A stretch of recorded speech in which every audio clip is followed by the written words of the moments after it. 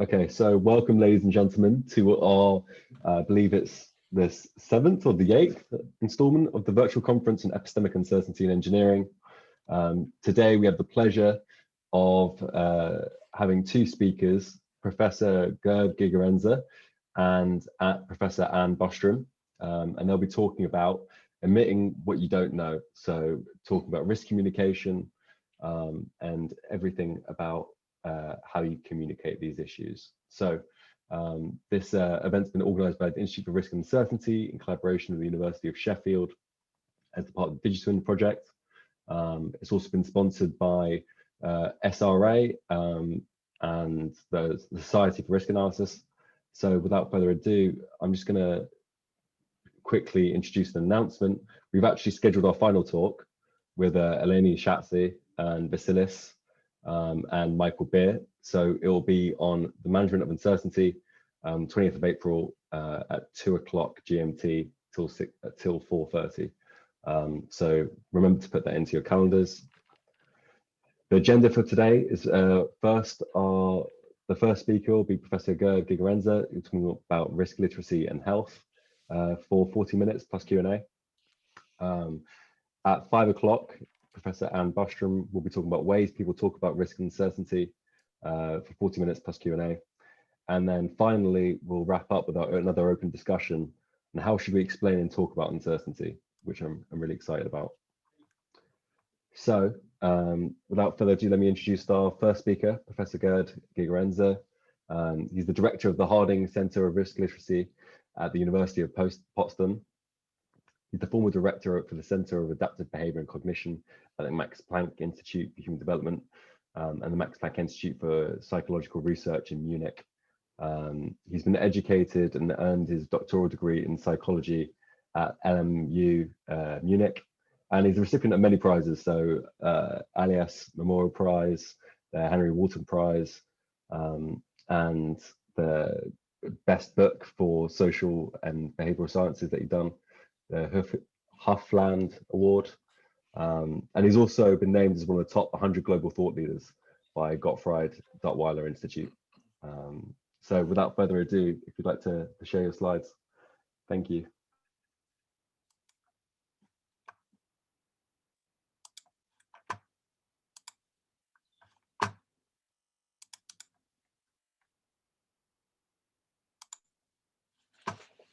Okay.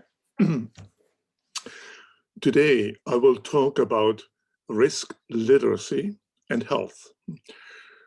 The term risk means, in my talk, it means probabilities, either frequencies or other probabilities, not uncertainty, but an uncertainty that's tamed. Risk literacy means the ability to think with statistical numbers. And my focus is risk and health.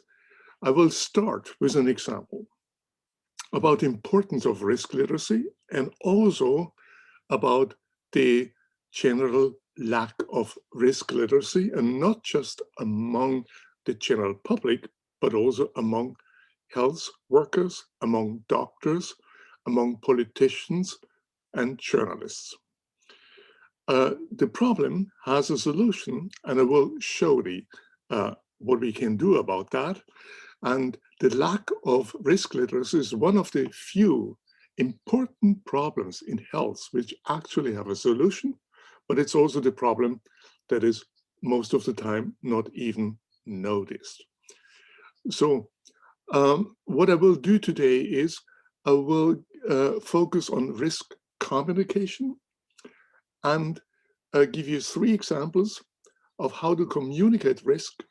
One way is to confuse people, and that's the usual way it's being done.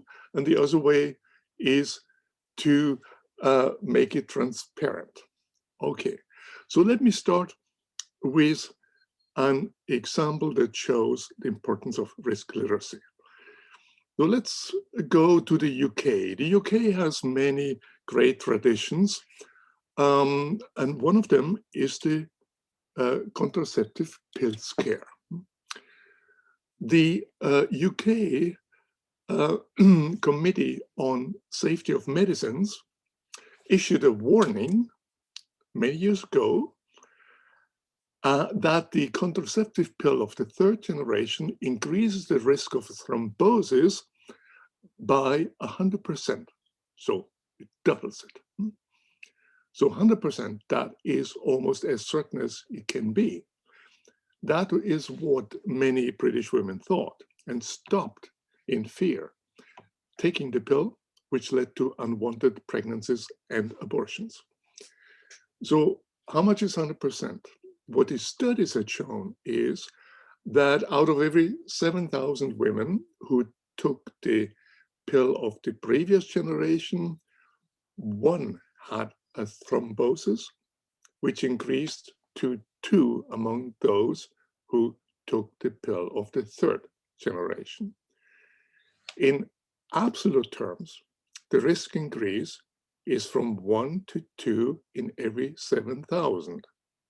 In relative terms, it's 100%.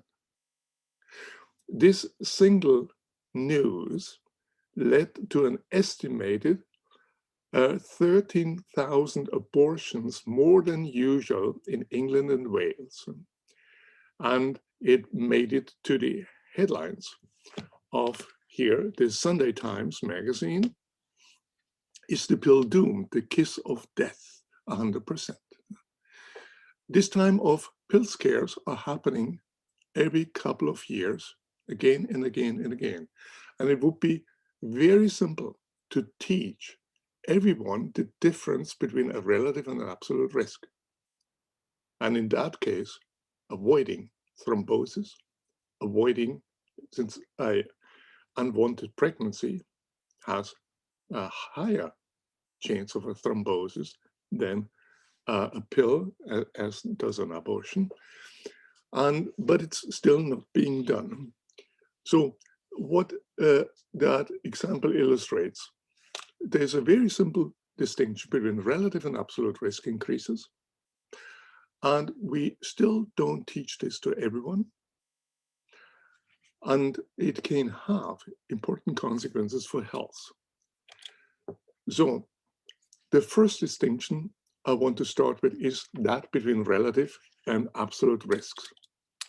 Here is a way to inform the public and also doctors about the benefits. And I take an example from screening without relative risk, but only with absolute risks. This is called a fact box. And the Harding Center for Risk Literacy, which I direct, we are producing these fact boxes, and you can look them up and copy them. A fact box summarizes the available information of randomized trials, in this case, of randomized trials with about 500,000 people, in a simple way that only uses absolute numbers. So here are 1,000 women. So for every 1,000 women age 50, which do not participate in screening, the 10 years later, about 5 die from breast cancer. And among those who participate in screening, it's 4. But the fact box gives you more information. The total cancer mortality, which is more important because one often doesn't know what the cause of death is if a person has multiple cancers. So if you look at the total cancer mortality, it's 21 among every 1,000, and here it's 21. So there is no evidence that a life is being saved. And also one can look up the harms. So for women who do not have breast cancer and get false positives and unnecessary biopsies, that hits about 50 to 200. And here is a large interval because the harms are not as well studied as the benefits of screening. And you might ask why. And that is a harm for women who actually have breast cancer, but one type that would never be noticed during lifetimes. So these are so-called non-progressive breast cancer, but are then treated, and that's also so between 2 and 10. What this shows is an example of transparent risk communication, and these fact boxes come with more information than I show here, where you can find answers to questions you may have. Now, let's just look at the breast cancer mortality, because total cancer mortality is almost never being communicated to the public. And for good reason, because then you might ask, why should I participate in screening? So let's look at breast cancer mortality. So there is a decrease from about 5 in 1,000 to 4. And you could communicate exactly that. That would be transparent. But you could also use a relative risk decrease. And that would be 20% from 5 to 4. And that has been the usual way to communicate the benefit of screening to women as a 20% risk reduction. And I'll give you a few examples. Here is what the Welsh NHS leaflet breast cancer screening said. Breast cancer screening has been shown to reduce the risk of dying from breast cancer by around 35%.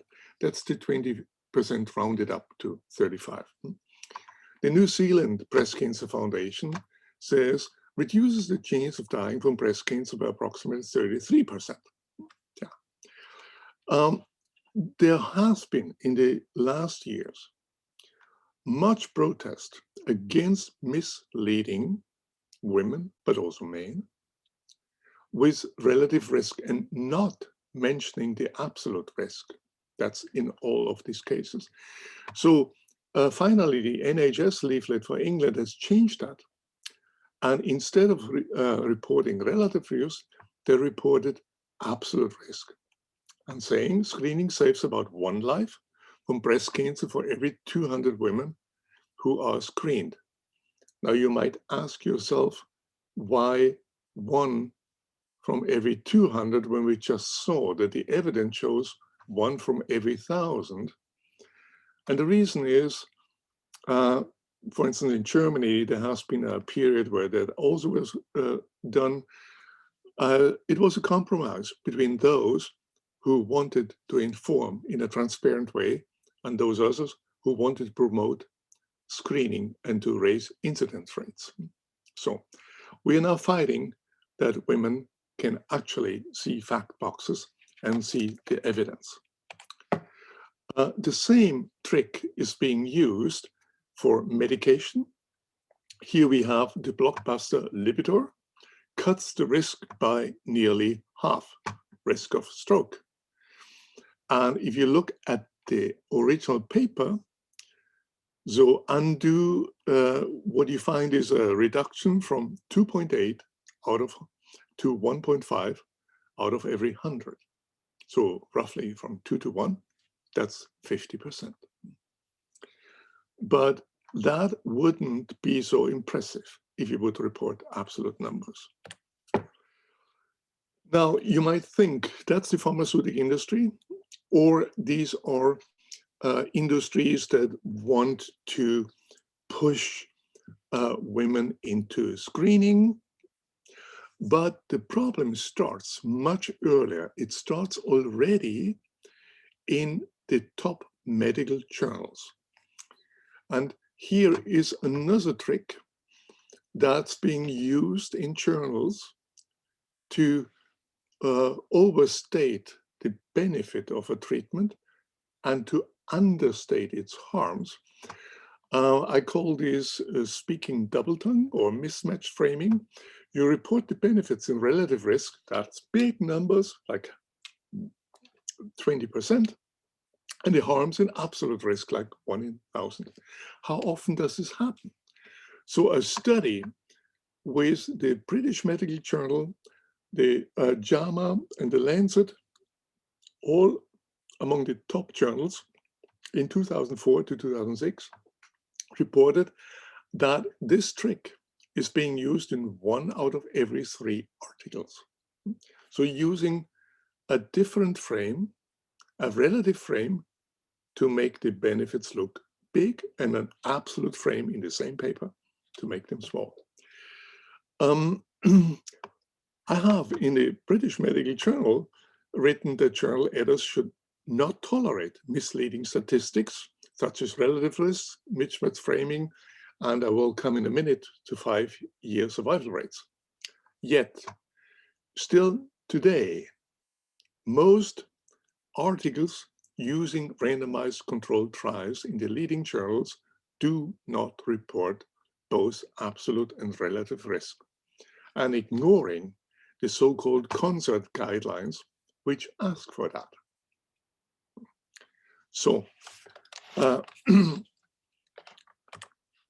let me summarize. There's an easy solution to the problem of relative risk and the resulting confusion. Always report absolute risk. You can report relative risk if you want to, but we are still far away in healthcare. And the obvious reasons is a mixture between conflicts of interest and collective risk illiteracy. And a number of doctors I've studied, they think that the relative risk is an absolute risk. So let me come to the second example of a confusing and a transparent way to communicate. It's the difference between 5-year survival rates, which are misleading in the context of screening, versus mortality rates. So when Giuliani was still hoping to become the president of the United States, he said, I had prostate cancer 5-6 years ago. My chances of surviving prostate cancer, and thank God I was cured of it, in the United States, 82%. My chances of surviving prostate cancer in England, only 44%, under socialized medicine. So socialized medicine is, for the Europeans who don't know that, a bad word. That's what we got. But, I mean, 82 is more than 44. So living in New York is better than in York.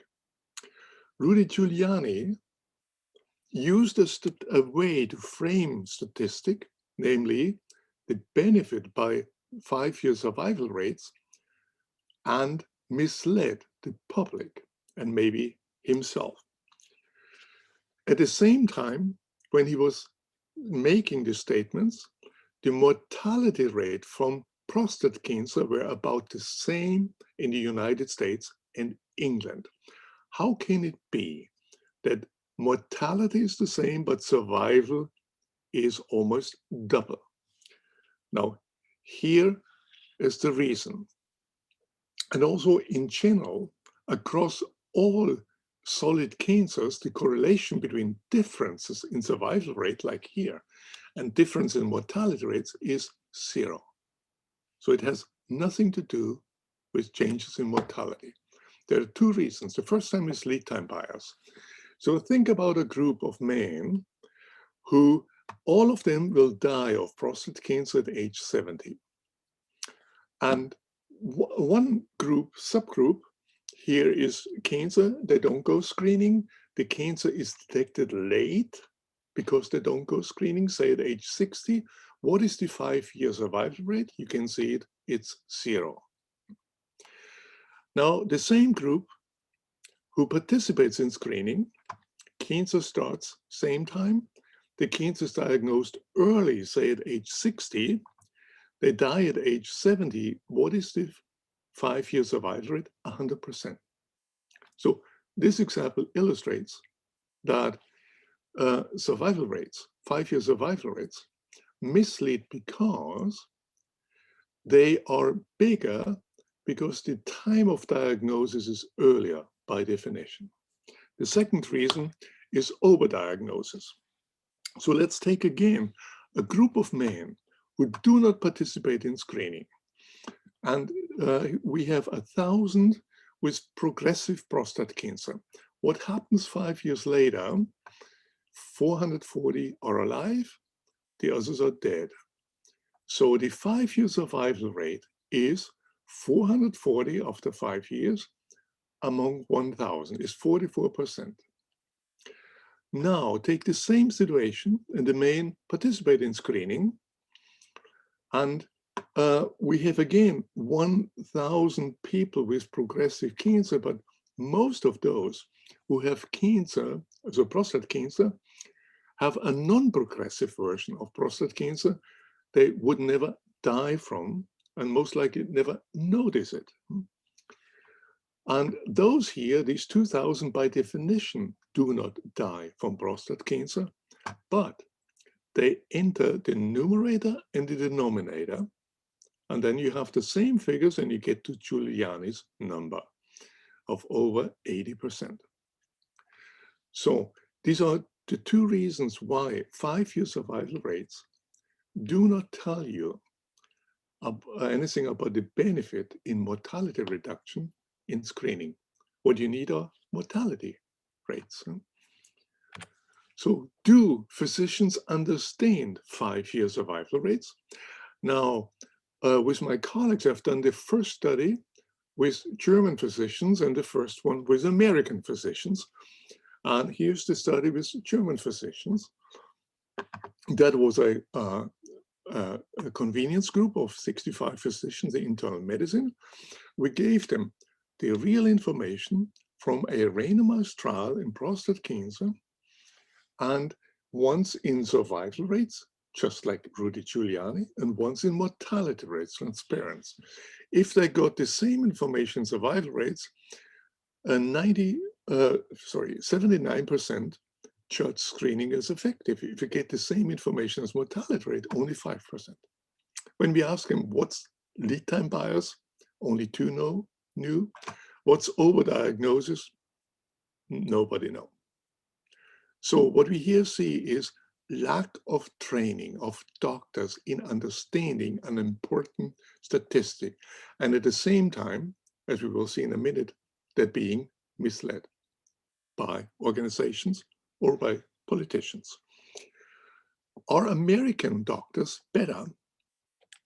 We did the first study with a national sample in the US with over 400 primary care physicians, and the results are very similar.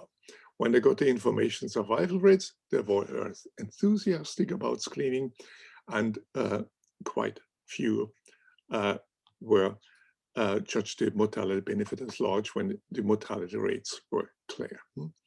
And also interestingly, when we asked them, which proves that a cancer screening test saves lives, and that screen-detected cancer have better 5-year survival, 76% said yes. So that's was very, that just fits with this number above there. And equally stunning was that the about half of them thought more cancers are detected in screening population. That doesn't prove that it saves lives. And the correct answer, that mortality rates are lower in the randomized trials. They were about 80%. Still, 90% didn't get that point. So we see here, and I just showed you these 2 studies, there's a general problem. In most countries I've studied, most physicians do not understand health statistics, and they can be easily being misled. For instance, by MD Anderson, one of the most respected and prestigious cancer centers in the US. And that's an ad by Anderson, and what it shows you that over the years, the survival rates, they increased considerably until to 82%, while the rates in the US in general basically didn't do much. But only if you look close, then you see that the brown ones for MD Anderson are survival rates, and the average annual US rates are not the survival rates, it's the mortality rates, and they are uncorrelated. That's a clear case of deception, but it's the rule rather than the exception. Do politicians understand 5-year survival rates? Now, Tony Blair, when he learned that the 5-year survival rates for colon cancer were 60% in the US compared to only 35% in Britain, then he called this finding disgraceful, mistaking survival for mortality. Remember, differences in survival rate are uncorrelated with differences in mortality rates. And in response, he set the target to increase survival rates by 20% over the next 10 years, and in order to match other countries like the US. And you can easily do that by increased screening, and the numbers will automatically go up. The numbers in the survival rate, not mortality rate. When Theresa May was presenting here her health plan, she made the same point. Survival rates are increasing, but we are lagging behind other countries. And 5-year survival rates for bowel cancer are over 90% if caught early, but less than 10% if diagnosed late. That's called lead time bias, but she doesn't seem to know. Through our cancer strategy, by 2028, 55,000 more people will be alive 5 years after diagnosis. Yes, but not necessarily live longer. So we have a general problem about understanding here. And tech industry also preys on collective illiteracy. Here is Microsoft's attempt to predict pancreatic cancer. That the idea was the following. So you basically sit in front of your screen and you have Bing, and suddenly you get a warning, and a window tells you, attention, there are signs that you might have pancreatic cancer. Please visit your doctor immediately. How would you react? You would run immediately.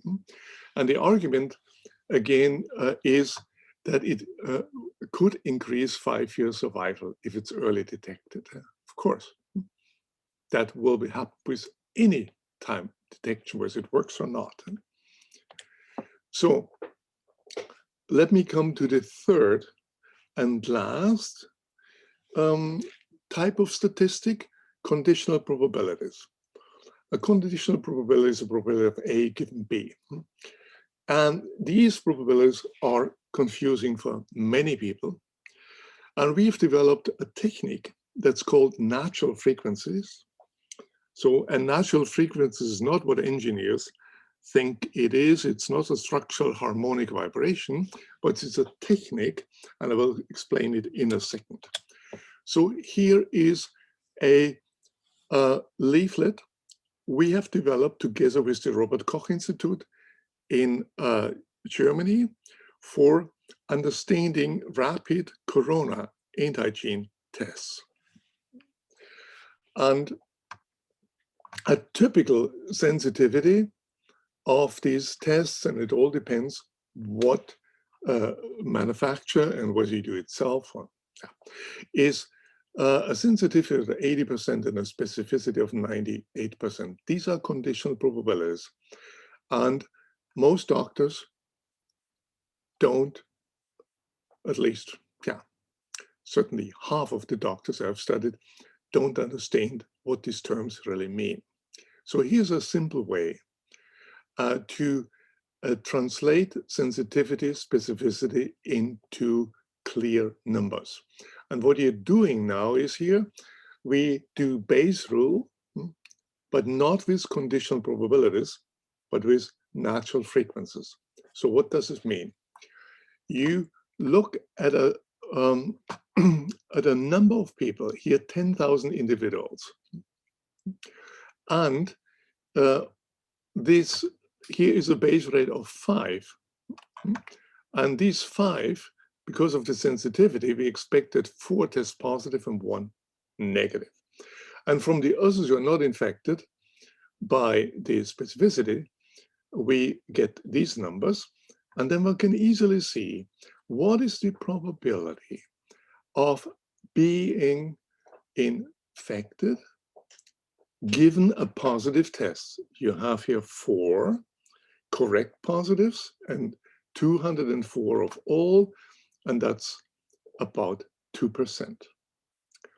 What this specific leaflet explains to the public is that the result of a positive test so much depends on the prevalence. Here we have an extreme low prevalence. Here we have a group of people who may have symptoms, who are in a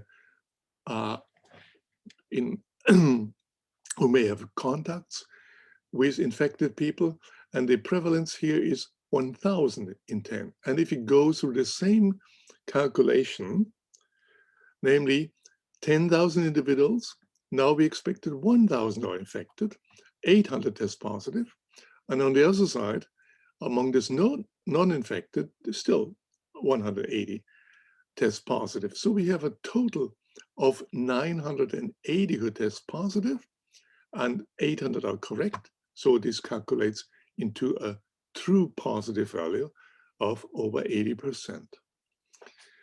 So these type of visual ways to communicate here the information about the trustworthiness of a test result, we develop a number of those. And in this case, the reason is that, or the goal is to make and understand how much a test result depends on the prevalence, so 2 a positive result.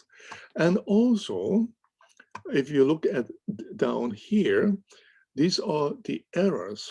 So that is how likely is it that I'm actually infected if the test is negative. This is extremely low, this error, and it also still remains low. So there are 2 messages. One is, if you have a negative test result, you can trust it much better than a positive result. And second, all the trustworthiness depends very much on what group of people you test. What I show you now is a study we have done at the Charité, which is one of the best known medical universities in Europe. And we have tested the medical students at the end of their studies in their final year. And what I have here are the concepts that I have mentioned so far. So they got 10 questions, and there were multiple choice, 4 answers. So they were asked, what is the sensitivity of a test? And the answers, the correct answer was, it's the probability that one tests positive if one is infected. Yeah? So, and the other answers were that it's negative if one infected and so on. So there is a chance of 25% that one with closed eyes gets the answer right. So if you look at that, 20% of the students could not pick the right answer for sensitivity. So where we can conclude, they still don't understand what the sensitivity of a test is. 30% could not pick the right answer out of 4. What specificity means. It's the complement of a false positive rate. So what the positive predictive value that corresponds to the Bayesian probability, these are all concepts we just have seen in this tree, in the natural frequency tree. 40% cannot even identify what a positive predictive value is, and about 50% not what a negative is. And so it goes on. If one gives them the numbers to do base calculation, they are chance level. Relative risk understand about 80%, and 20% still don't understand the difference between relative and absolute risk. Mortality rate versus survival rate, that's below chance. And the concept of lead time bias and overdiagnosed bias, that's about 60% don't understand that. So this is the reality of medical education. And the interesting thing is, I have talked with the former heads of the Charité, the CEOs. I've talked with many medical departments, and very few are even aware of this state of collective risk illiteracy, and even fewer are willing to do anything about it. So the question is this a problem with the medical mind? So are they hopeless at the end of a medical studies, or can they learn? And what you see here is we've done a 40 minutes training with the same students. And sorry, it was 1.5 hours, and taught them many, many concepts. And at the end, most of them understood that 5-year survival rates still provided problems to many, so does lead time bias and overdiagnosis bias. But that shows that if one would actually teach risk literacy in medical school, one could change everything. And doctors could understand what a positive corona test actually means. So let me at the end go to one tool that we already met, namely fact boxes, which I think is an extremely useful tool to summarize information and make it available to everyone. And a fact box summarizes, as I said before, the available evidence for a certain kind, here a vaccination, that's influenza vaccination. It specifies what the population is. So here, healthy adults aged between 16 and 65. And then it makes all this data simple by starting with a reference class, a small one like 100 adults with placebo and 100 adults with influenza vaccination. And what happens then? And here is a distinction between a season with a high spread of the flu virus. So we expected about 10 have a confirmed influenza infection as opposed to 4. So that's a 60% efficacy, and in a low spread, it's corresponding lower. And we also have information about the harms. And I'll show you now these. You can find these fact boxes on the Harding Center. And I'll show you now a fact box for COVID-19 mRNA vaccination. So this is a situation, we choose a fact box for a specific situation. These are adults aged above 60 years and older who have not been vaccinated, left side here, versus those who have been vaccinated. And it's about a situation where that person is in close contact for a longer time with someone infected. And that's the best estimates we have. So that is about among 1,000 non-vaccinated who are exposed for a longer time to someone who is infected, about 240 will get COVID-19, as opposed to 24 if they are vaccinated. So that's the 90% reduction. And the fact box also helps to explain it's a reduction from 240 to the 20. It's not reduction from all vaccinated adults. So not from 1,000 to 100. That's what the number means. And then we have estimates for the severe consequences, because how many get COVID-19 just means a positive test and at least one symptom, such as low fever. But the issue is the severe consequences. And here are the estimates much more uncertain, but you still can see that after all we know, it's a huge reduction. We don't know much about long-term complications. And these are the harms from the vaccine. So these fact boxes can help to make clear what is the benefits of the vaccine, what are the harms of vaccines, and also they may help to inform those who have just an emotional reaction against, and at least those who are willing to think about the importance of the vaccine. And one can confront that with the situation, what happens if you don't go vaccines. So let me summarize. I was talking today about risk literacy in health. So risk literacy is a much broader topic, and that relates to, for instance, to the law as well, and also in finance, where, by the way, we find similar results, that most judges do not know how to evaluate DNA evidence, for instance. And if you think that your financial advisor understands numbers, you may be lucky and have a good one. So here's the problem.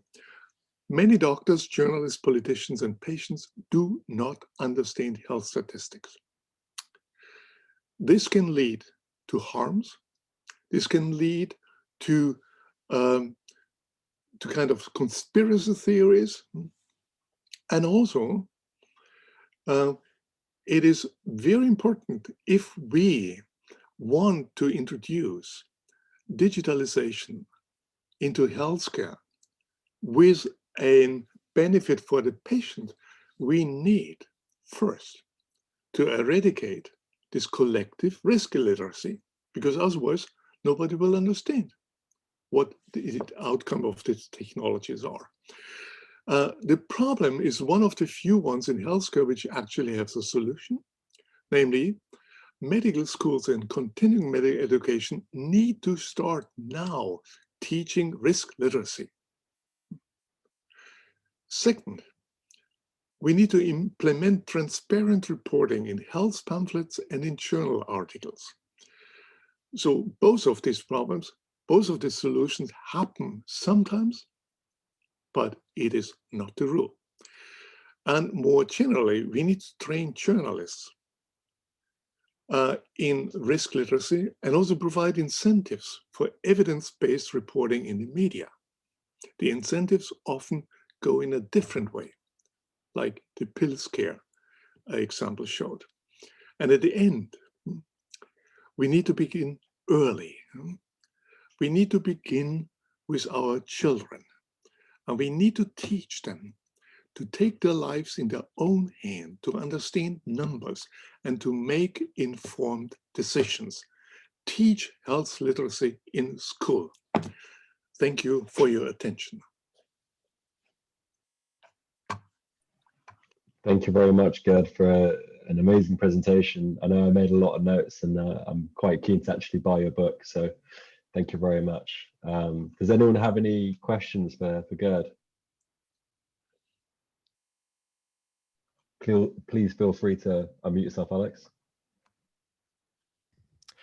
Hey, yeah, thanks very much for the talk. I was just wondering, because we were talking about education in statistics and trying to, like, I don't know, identify how early is too early to start introducing the notion of uncertainty in education. And I don't know if you have any experience with trying to introduce concepts like even just like interval ranges in natural frequencies and things to young children. When you say it like that, it sounds like a complex math, but I don't know, like how, in your experience, how do younger people approach, or how do they understand uncertainty like that?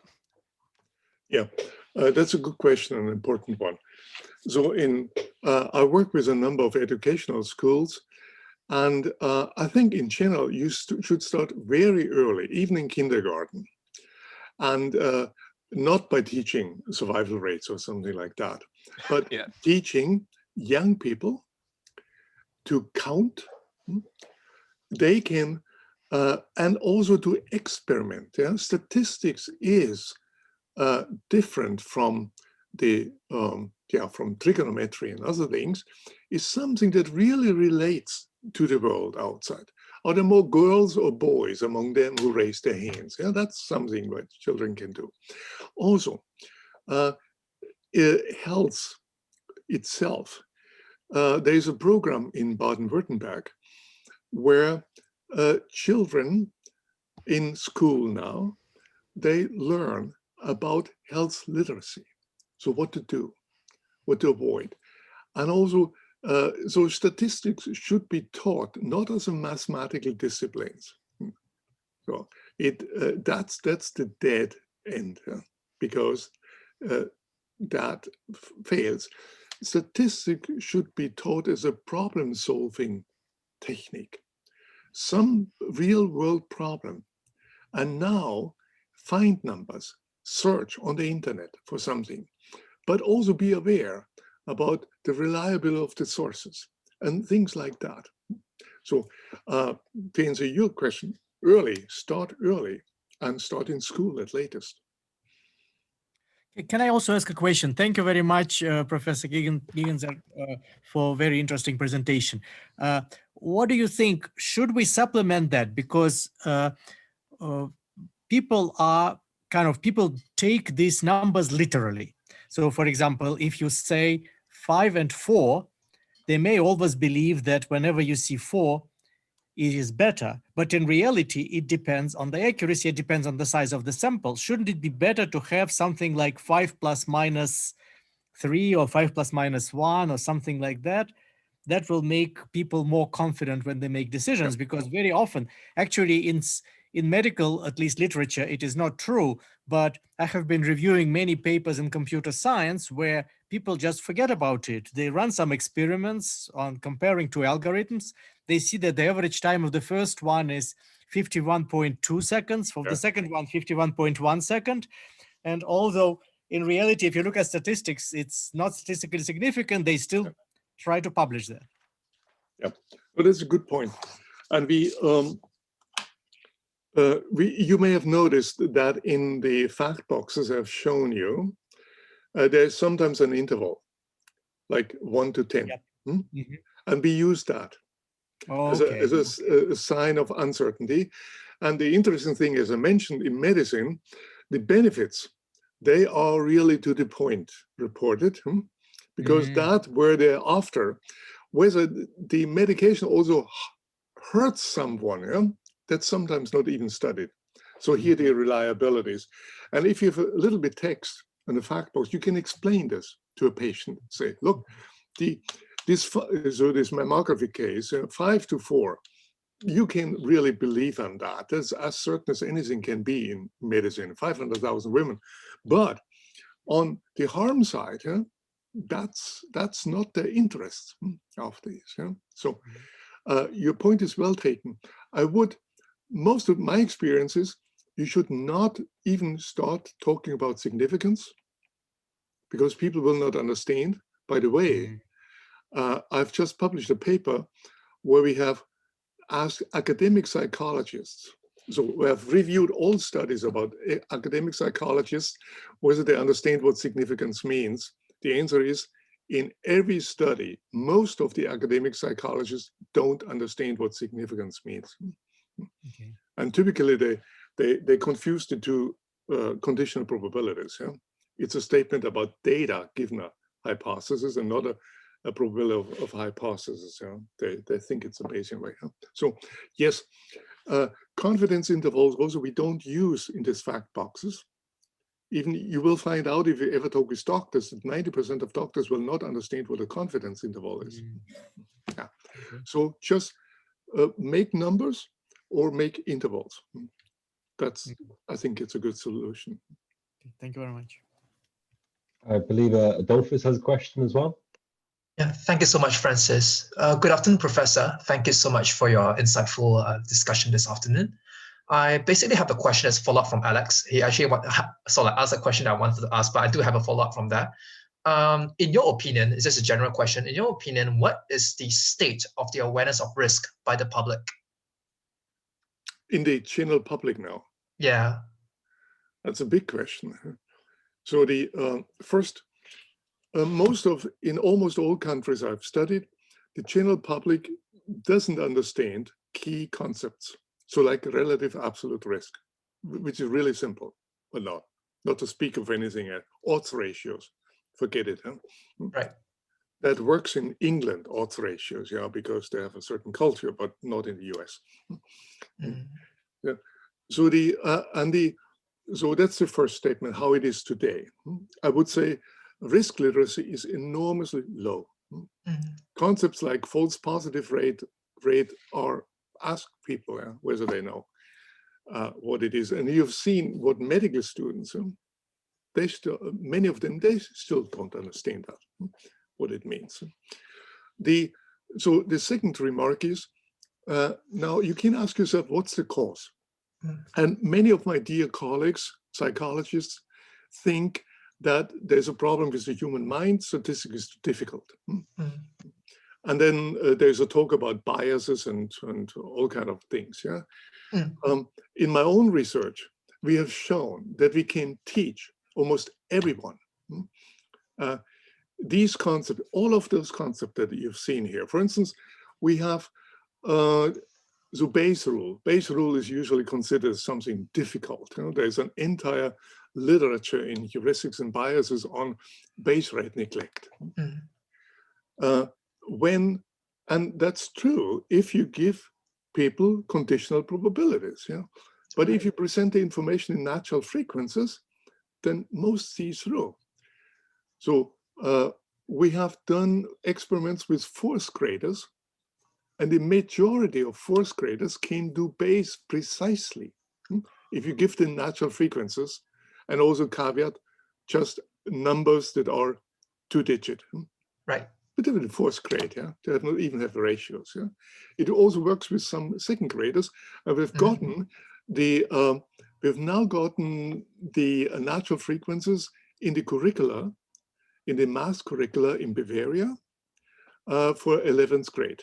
So when these students are older and study medicine, they will understand. And would you also foresee like a difficulty trying to reach out to the people who are not mathematically inclined? Because there are people who are, well, let's say they hate math a lot, they fear numbers and all that. Would you foresee that would be a difficulty trying to reach out to this specific group of the audience, especially? There's certainly a difficulty, but again, if you start early, and so if the moment you start with conditional probabilities, 90% will not understand, and they will conclude it's their own fault, and then get exactly this attitude that you describe. Yeah? I'm mathematically inept. Yeah? There's something wrong in my brain. Or also do with emotions or so on, or go shopping. Yeah? And but the moment you start with transparent thing and with good example, you can change that. This is also why I said don't teach statistics as a mathematical discipline, because people won't understand. Teach it in a transparent way and teach it with motivating problems. Right. Thank you so much, Professor, for your insights. Okay.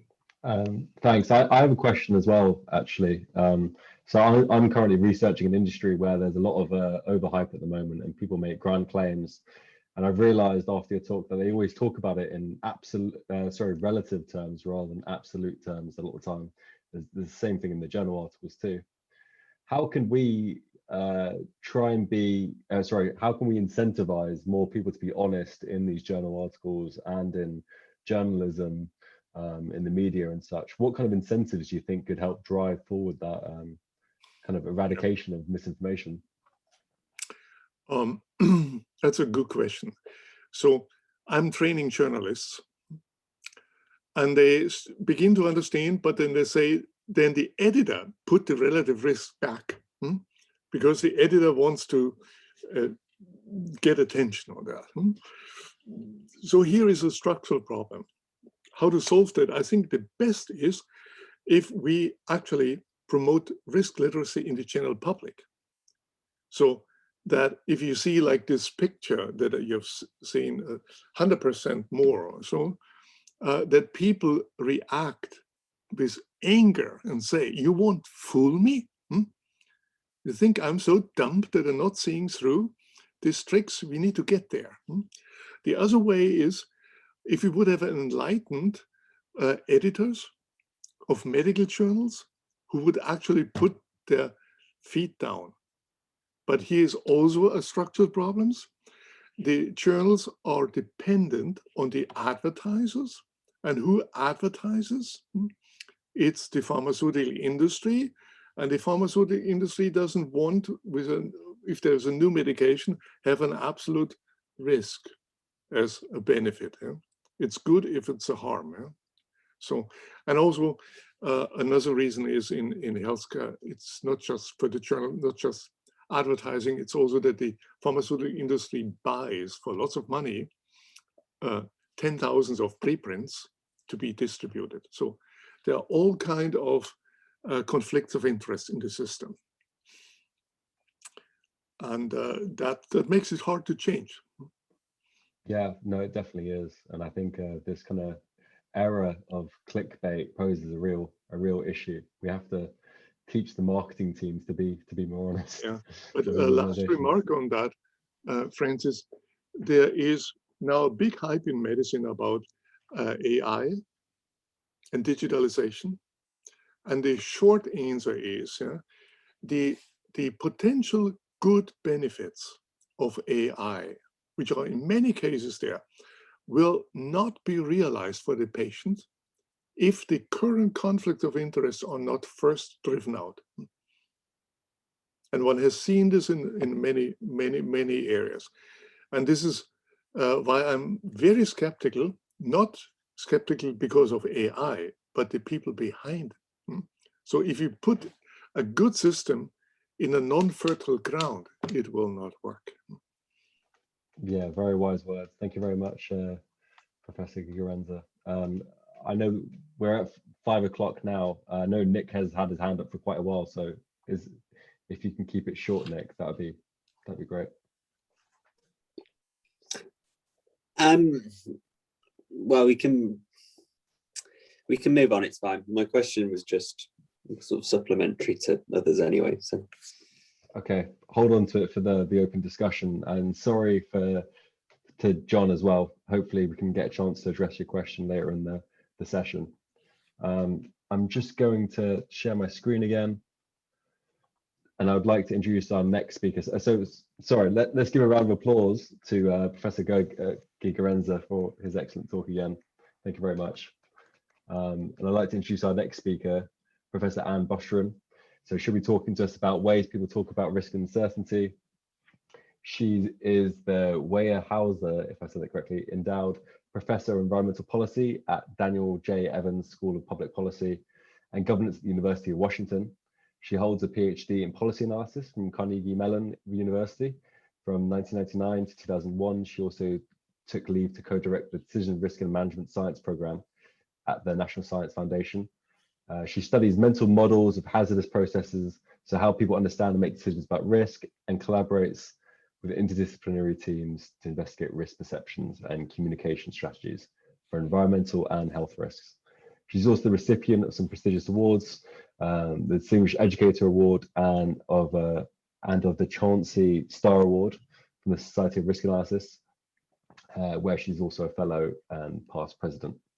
So without further ado, Anne, would you please like to share your slides?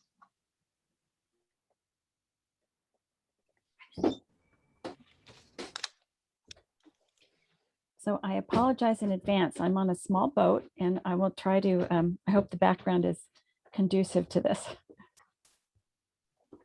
Well, we can see the slides and you sound great. So Okay, great. Okay, so I'm going to talk today about how people talk about risk and uncertainty. And I'm going to cover basically 3 points and focus on the third.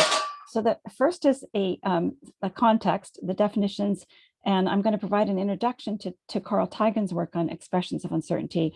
And then, sorry, let me minimize this, and then put that in a further context of Michael Smithson's taxonomy of ignorance and uncertainty, tie that to the work that's been done by myself and others on risk perception, and then dive into a set of examples from our work on causal thinking and mental models, specifically with regard to climate change. So risk is a concept. Here are 3 different definitions of risk, and I want to put this in the general context of risk, uncertainty, ambiguity, and vagueness. So risk is a concept used to give meaning to things, forces, or circumstances that pose danger to people or what they value. Risk descriptions are typically stated in terms of the likelihood of harm or loss of vulnerable thing or process due to a physical event. And this is from a National Academy study on tsunami warning and preparedness. And below that, we see 2 other definitions of risk taken from Terje Even and Ortwin Wren's work, where these are the kinds of definitions that are generally applied in engineering contexts, where we see risk as a situation or event where something of human value is at stake and where the outcome is uncertain, or risk as an uncertain consequence of an event or activity with respect to something that humans value. And so in all of these cases, we see the notion of likelihood or uncertainty as a central concept. And as Gerd and others have pointed out, and in many contexts, when people talk about risk, they're focusing specifically on the probability or uncertainty. So, Teigen and Laura in their work and their responses to Craig Fox and others' comments on their work talk about expressing uncertainty in words. And they reflect on a body of work that talks about how people's probability estimates are expressed in words instead of or in addition to numbers, and talk about how people will understand or misunderstand these expressions. And I'm quoting from them here, and they say, until recently, most work within this field has revolved around the degree of uncertainty or probability implied by selected phrases and terms. A recurrent conclusion of this research has been that the verbal phrases are vague in the sense that the same term, a chance, not certain, can be used to characterize a whole range of numerical probabilities. And they're citing here David Badescu and Tom Walston's work, who have looked for decades at how verbal probabilities translate into numbers in people's minds and in their discussions and expressions. And I'm hoping that this series has included some people who have referenced this body of work, Badescu's work in particular in the context of the IPCC and climate change is very well known, showing that the attempts to provide firm translations of specific verbal probabilities or verbal phrases to numbers have been thwarted by the various ways in which people interpret these things. So the semantic and pragmatic implications of these expressions include hedges, for example, that people say things like maybe, outcome valence, so it can be risk or hope, and directionality. And so these kinds of expressions can include motivation, for example, and focus on either the occurrence or non-occurrence of a specific target event. So I want to illustrate a relatively recent example of how this might be applied, and how you might see this play out in the context of specific health risks, for example. And so here we have from Brian Ziegman Fisher, his taxonomy of risk concepts, and he focuses on the distinction between the notion of possibility and probability, and talks about how what the level of precision that you need is in these various contexts. So for example, for possibility, you need a minimal level of precision. You need these expressions to be very, very evaluable. So people need to understand it. And they also result in emotional meanings of, so people will say, I am at risk, and this implies that they have a very negative feeling for a bad outcome. And in contrast, if we look at absolute probability, and here we have relative probability, as Gerd was just talking about, for absolute probability, people don't understand this, and there's no emotional meaning of it without background knowledge. And in fact, and we have a very low evaluability corresponding to that, but a very high level of precision. And then you can see relative probability here at least gives people an understanding of, and they find it valuable, and it gives them an understanding of the emotional meaning or implication of the expression. So this is just an illustration how the kinds of factors that Gerd was talking about play out in these contexts of medical communication of risk, and how they can be more or less useful to people when they're trying to make decisions. And it's very clear that the absolute probability alone really relies on people's numeracy, for example, that that experts have to be highly numerate, and as Gerd has pointed out, also have to have training on this in order to be able to understand them. So Tighe and Laura distinguish between what they call internal and external uncertainty, and they are, in response to some comments on their work, they think that it's odd to describe all singular probabilities as epistemic. And they note that in the taxonomy that others have provided, that singular probabilities are based on causal considerations of objective features in the world, in reality. And this might be called a propensity interpretation of probabilities. The fact that the illustration they give here is that the fact that the home team is stronger and thus will probably win the football match is not necessarily an epistemic question of degrees of knowledge, but can be attributed to observable lists of assets and strengths. So this suggests that a singular probability can be seen as external, though they don't. They have questions about applying the label aleatory to this, because that suggests randomness, which is probably misleading. And so they, in their view, see epistemic uncertainty as something internal or subjective, while aleatory uncertainty is usually external or objective. And they note about this similar distinction being drawn in other contexts. So I want to put this general notion of how people think about these specific probabilities and their causal thinking about it into Michael Smithson's taxonomy, the context of Michael Smithson's taxonomy of ignorance uncertainty. And I don't know if you all have seen this, but the important part here is that uncertainty represents a kind of ignorance, and he divides that into error and irrelevance. And then you can see here probability is in the context of incompleteness, and next to it are its neighbors, vagueness and ambiguity.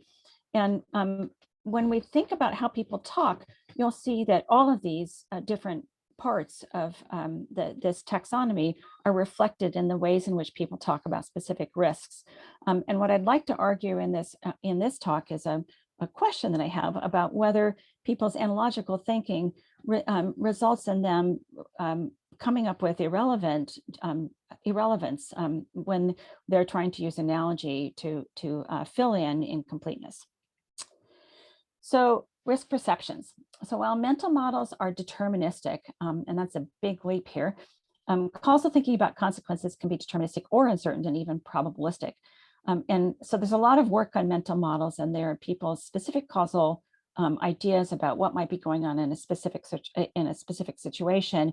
And there are engines of inference, and there are big differences between experts' mental models and lay people's mental models.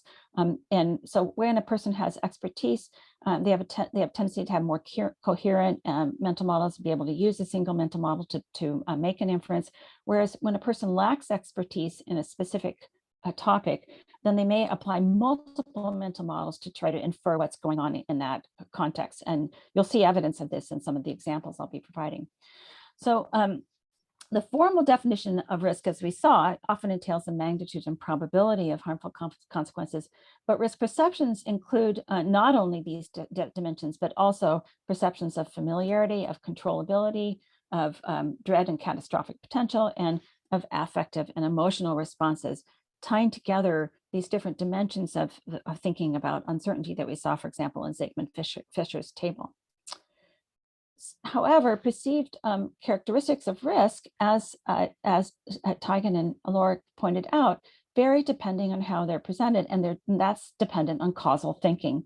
So a comparison of perceptions of global warming and some of its causes 2 decades ago showed that, and these are all perceptions of global warming, deforestation was viewed as riskier than global warming. Energy production was seen as less risky than either. And in a causal chain, human activities appeared to be perceived as less risky than the resulting environmental emissions, pollutants, or consequences. So the level of risk perceived was dependent on how the risk was presented. So a summary of where I'll get to in this talk is that we found in one set of research on air pollution and climate change that about 1/3 of respondents appear to hold an air pollution mental model of climate change and the greenhouse effect. And this has held over decades. And here you see an example of this. When asked to define the greenhouse effect, somebody said, that's the bubble of pollution that traps in the smog, and what happens then? And you'll see more examples from that study. Further, while we've seen a more sophisticated thinking about climate change in recent years, air pollution mental models tend to persist. And I would like to point out that air pollution mental models are just one of several kinds of mental models that we find of climate change. We also see weather models where people see weather as the same thing as climate change. And we see, for example, the notion that stratospheric ozone depletion is exactly the same thing as climate change. So that's a much more specific air pollution model. So the studies, I'm going to talk to you about 4 studies today, but the purpose of these kinds of studies is to understand what people need to know to make informed, effective decisions. And so these are risk decisions. And as I mentioned, studies since the early 1990s have shown associations of air pollution and global warming. And this is not just our own work, but work in the context of science education by Boys and Stanistreet and others. And this results in questions about whether the specifics of people's concepts of and uncertainties about air pollution, global warming, and climate change are associated with how they think about risk and risk management. And I'd like to argue here today that they are.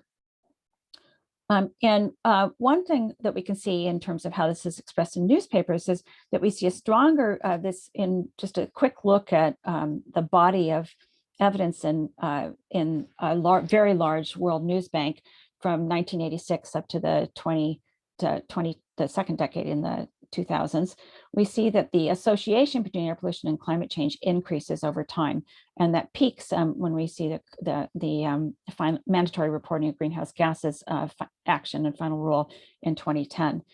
So this has been promoted and expressed also in the media.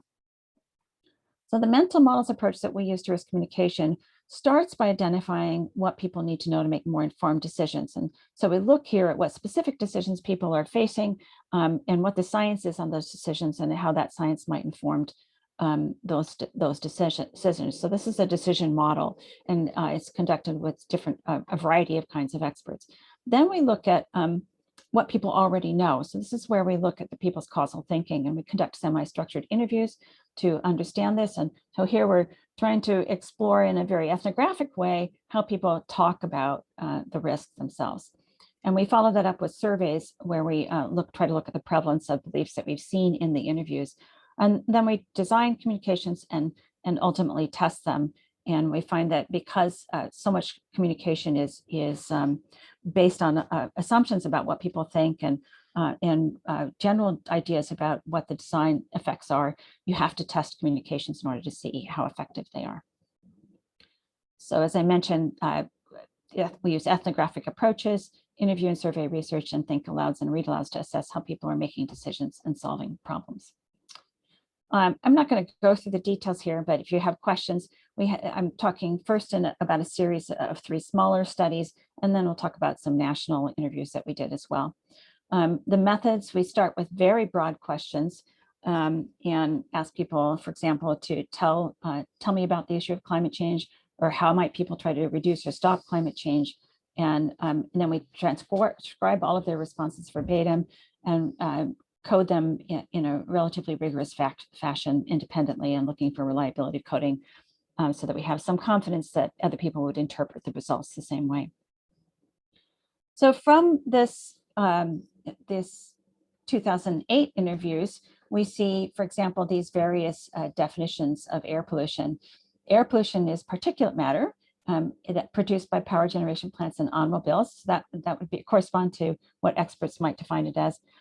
Here's another definition, air pollution. That's a good question. I think it's, well, I don't know exactly what it has to do with climate change. I know that it forms another layer. I know that it traps air against the earth in California. I know in Seattle, we have inversion layers that come in, and those are affected by air pollution. So basically, this stops air from circulating. And then in another discussion of air pollution and climate change, I'm sure it does. I don't know how exactly it interacts with ozone. I think it's something or other ozone somehow.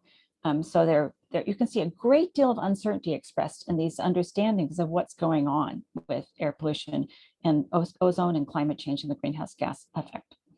And then we see here this air pollution trapping model. We think that air pollution traps air against the earth, and that's part of the problem. So, oops, sorry. These are in answer to different questions about probing them to follow through. Okay, so in 2015, we asked 3 different interview conditions. We asked some people to tell us about the issues of climate change. We asked some people to say how we might reduce or slow or stop climate change. And we asked some people to say why you might want to slow or stop climate change. And we find in all of them, in all 3 of these conditions, that about 1/3 of our interviewees spontaneously mentioned pollution in part of their responses. So you can see here an example from the tell me about the issue of climate change. Climate change, well, global warming. And so the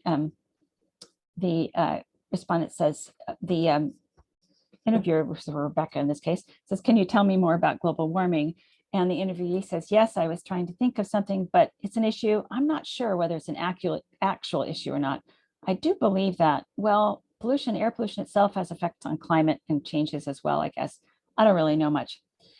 So our interviewers are trained to follow up on what people say. So Rebecca says, you mentioned air pollution. The interviewee says, right. Does air pollution bring anything else to mind? And then this interviewee says, well, I was thinking in inversion from Salt Lake City.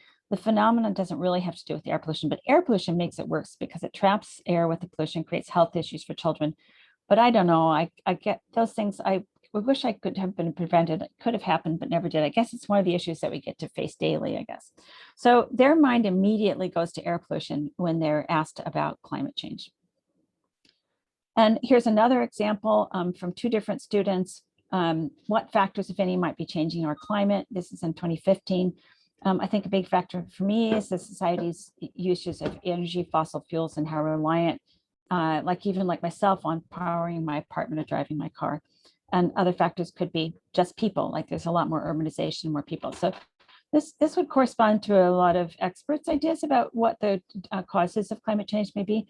Whereas this undergraduate male student thought, well, lots of pollution, like CO2 releases and other gases. I mean, you have to know, a lot of them have been they've been reduced a lot, but like, what do you call them? Cyclohexane-based sort of chemicals and stuff like that. I mean, they aren't super used a lot more in the US, at least. Probably all the places in China still use them in other countries. So they're talking about very potent greenhouse gases that have been developed and are being used in very small quantities, but increasing quantities over time. So both of these are ideas that relate to different specific forms of pollution that have to do with climate change per se. So this one's energy focused, the first one, and the second one is pollution focused, having to do with other kinds of gases.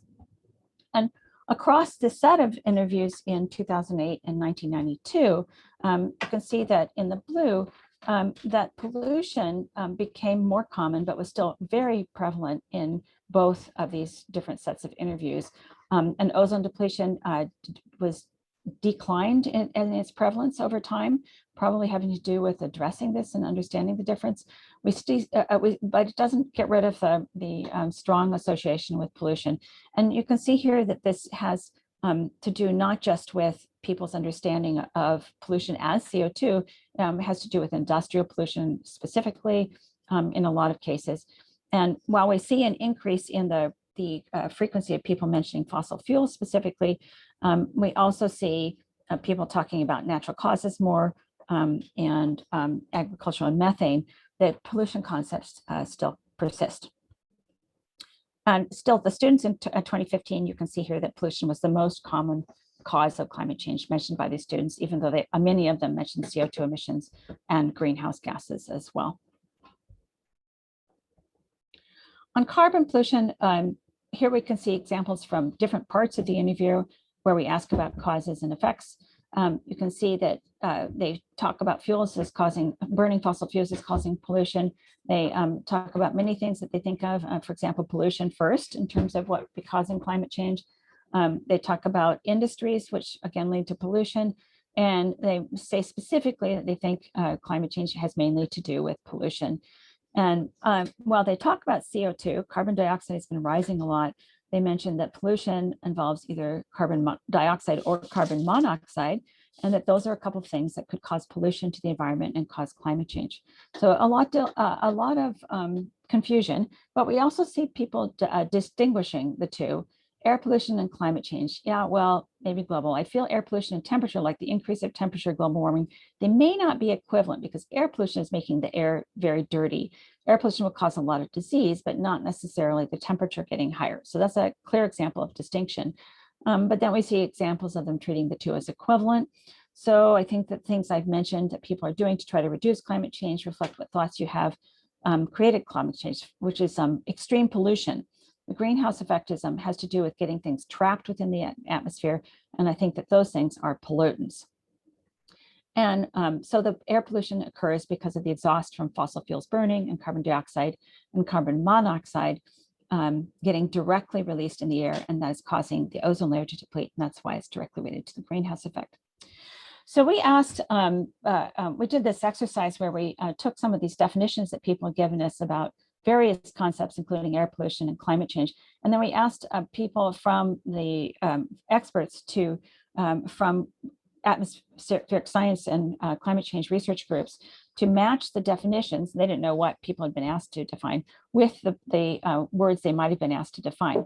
And so what we can see here are the sample response, the definition that was requested. So here's air pollution process, the sample responses, the expert definition, the average correct match and we can see here in the 2008 is the first percentage and the 1992 are in parentheses. And then the lay definition that the expert most often incorrectly matched with.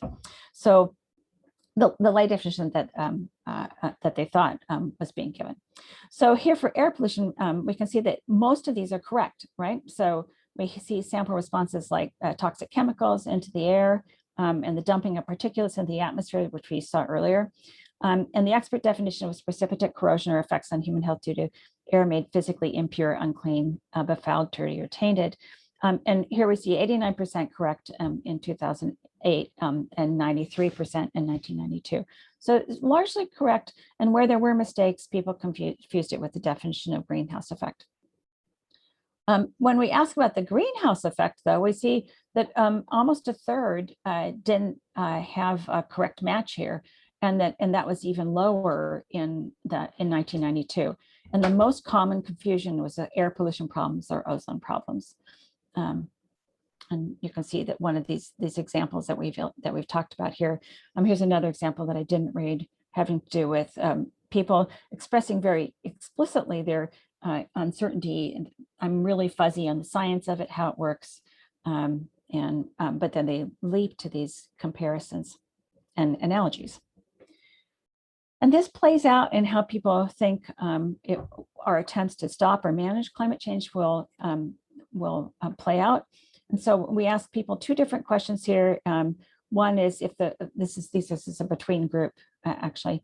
So in one contest, they're asked if the world's modern factors, transportation and power plants stopped emitting carbon dioxide in one condition or in the other, the sort of pollutants that caused acid rain and smog, how fast would the amount of CO2 of those or those pollutants in the atmosphere fall to what it was before those things were invented? And so we have the CO2 here and the AP, and they were asked, it was between groups in the sense that they received one or the other of these first, and then they received the other one in two different conditions, and then they received the other question in the second. And so what we can see is here, they have almost exactly the same distribution. And they think it will take decades, so they overestimate the time it will take for air pollution to fall to background and underestimate the time it will take for CO2. However, we also asked them about how effective they thought various attempts to control air pollution would be, or how effective they thought various attempts to control climate change would be. And so we have 5 different contexts here. And first one is air pollution. The second one is carbon pollution. The third was climate change, and fourth is global warming, and fifth was ocean acidification. And then we asked them to judge the. They asked them what came to mind, and then we asked them how effective it would be for a collective response. And you can see that air pollution has by far the highest perceived response efficacy for all the things that came to mind. So this is the other study we looked at, and I'm not going to work through this. But it's basically a national study, and we had 1,800 for the survey that I'll talk about here. We also did national interviews of about 77 people, I think it was. But these are from the open-ended responses on the survey. And so we asked, here's an example of what I was just showing you. That was from a different study. In this study, we asked, have you personally taken any actions to slow or stop climate change? We asked them what came to mind. So if they are really confusing this with pollution, then we think that they would say things like pollution control or recycling. And in fact, that's what we see. We see that they talk a lot about recycling as being the primary thing that they've done to slow or stop climate change. And we see them even explicitly mentioning controlling pollution as well, and talking a lot about other sources of pollution that do, of course, produce CO2, like driving cars and consumer demand for goods and services. And when we ask about what they think the government can do, we see here still some reflection of this pollution model, even though it's much more distributed here, and there's a lot more mention of relatively speaking, of fossil fuels and renewable energy, for example, but we still see them talking about recycling even as a collective action, and pollution control is more importantly here in this context, and not just, and then a number of other sophisticated thoughts, but quite dispersed. So a lot of a lack of focus on what we might think of as CO2 emissions as being the primary collective action we want to see. And in the national interviews, they still talk about climate change as being caused by pollution and causing ozone depletion.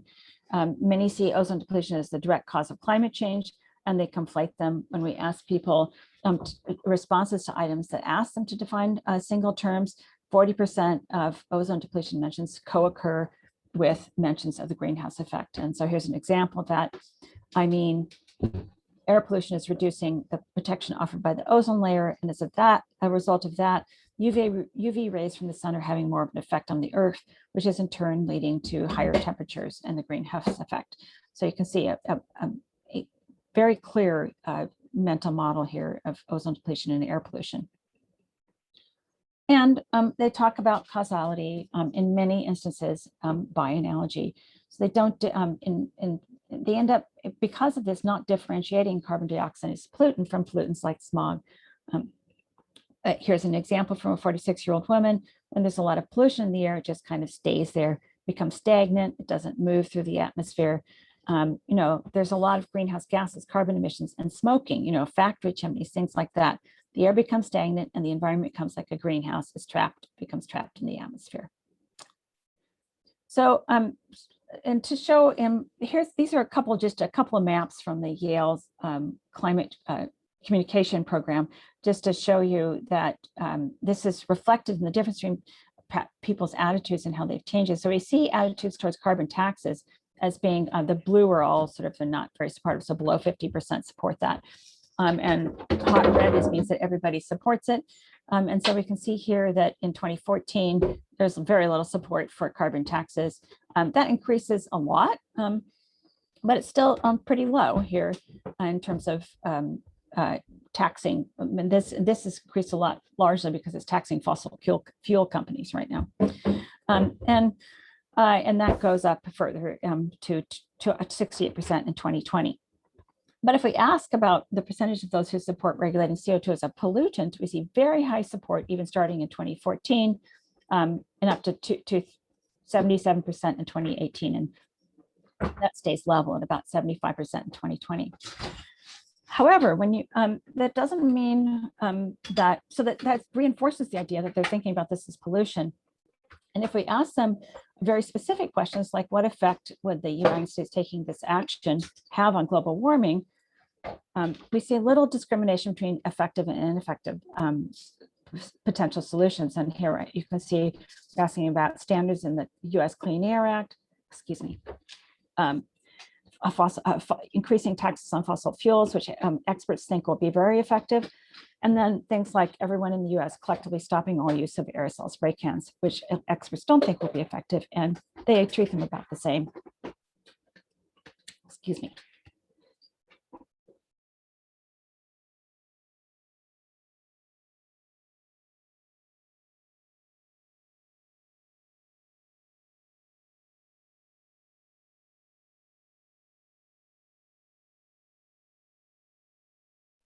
Sorry about that. And here I wanted to just show you the distribution of responses to specific questions here. What effect would the U.S. government taking this action have on global warming? And you can see here that a lot of people say explicitly they don't know. So they're either using these mental models that are of other topics like air pollution in many instances, or they're saying they specifically don't know what the effects of any of these specific actions will be. So a lot of uncertainty. And here again, we see this reflection that they do think of these as being similarly effective, and they think we see a clear implication that they're thinking of them the same way. So the people and the questions, the responses in blue are, were it possible stopping carbon dioxide emissions worldwide now would slower stop climate change, and this is on a 1 to 5 scale, have no effect or speed climate change. And here we've just coded their responses to show you those who thought air pollution emissions would be more effective, those who thought CO2 emissions, stopping CO2 emissions would be more effective, and those who thought both would be equally effective. So we don't, when we're asked about this for global warming, we don't see that they see air pollution as being more effective by much, not significantly. We see them saying that these are equally effective strategies. So in sum, analogizing climate change to air pollution is prevalent and influential. We see nearly universal use of the term air pollution to describe causes of climate change and global warming over time and over samples. And it looks like politics and uncertainty may have actually encouraged this. The effects are potentially complex. We see that they had their affective responses. I didn't show you that, but we see some indication this influences people's emotional responses to the risk, which may influence their risk judgment decisions. We see stigma around air pollution, and that may be carrying over to climate change. And we see a lack of discrimination between both the causes and the consequences, as well as strategies for mitigating climate change. Many respondents include or equate CO2 emissions with air pollution. And in 2 separate studies, we found that respondents judged the response effectiveness lag as equivalent in overestimates for air pollution and underestimates for CO2, which has particularly dire implications if we're trying to think about getting people to support effective solutions. But we do see still in survey research judgments of collective response that collective response efficacies that come to the collective responses that come to mind for people spontaneously, they judge as more effective for air pollution. And so that might correspond to stronger policy support if they ultimately. And so that leaves us with a question then, does analogizing risk to address uncertainty externalize epistemic uncertainty? And I don't have the answers to that, so I will leave it there. And I want to bring it back to this Michael Smithson's taxonomy of ignorance uncertainty, where we see a lot of vagueness and ambiguity, but we see that when people analogize, they may be moving into confusion and untopicalities, irrelevance, and so I guess the question is, are people trying to handle the uncertainty in their own minds by switching to something that they see as more certain, but which may in fact compound the implications of their uncertainty? Thank you. Thank you very much, Anne. That was a great talk. Has anyone got any questions for Anne?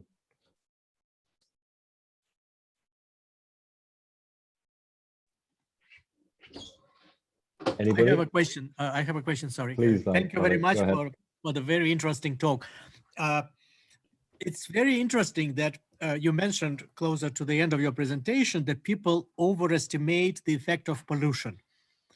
Why could that be? What's the reason? So, because I can just attest, like, for example, like everybody's saying, oh, like in Beijing, pollution is really bad. But I remember when I was attending a conference there, well, maybe it was clear days, but I didn't feel that it was that bad. I mean, sometimes in some US cities, we have kind of worse pollution. So what do you think is reason for this overestimation? Well, I guess, well, one thing I want to be clear is I didn't ask people, we didn't ask people how bad air pollution was. So how risky it was. We asked them how effective it would be to stop air pollution. So if they we asked them what came to mind, and then we asked them how effective would collective actions be to reduce this. And so they see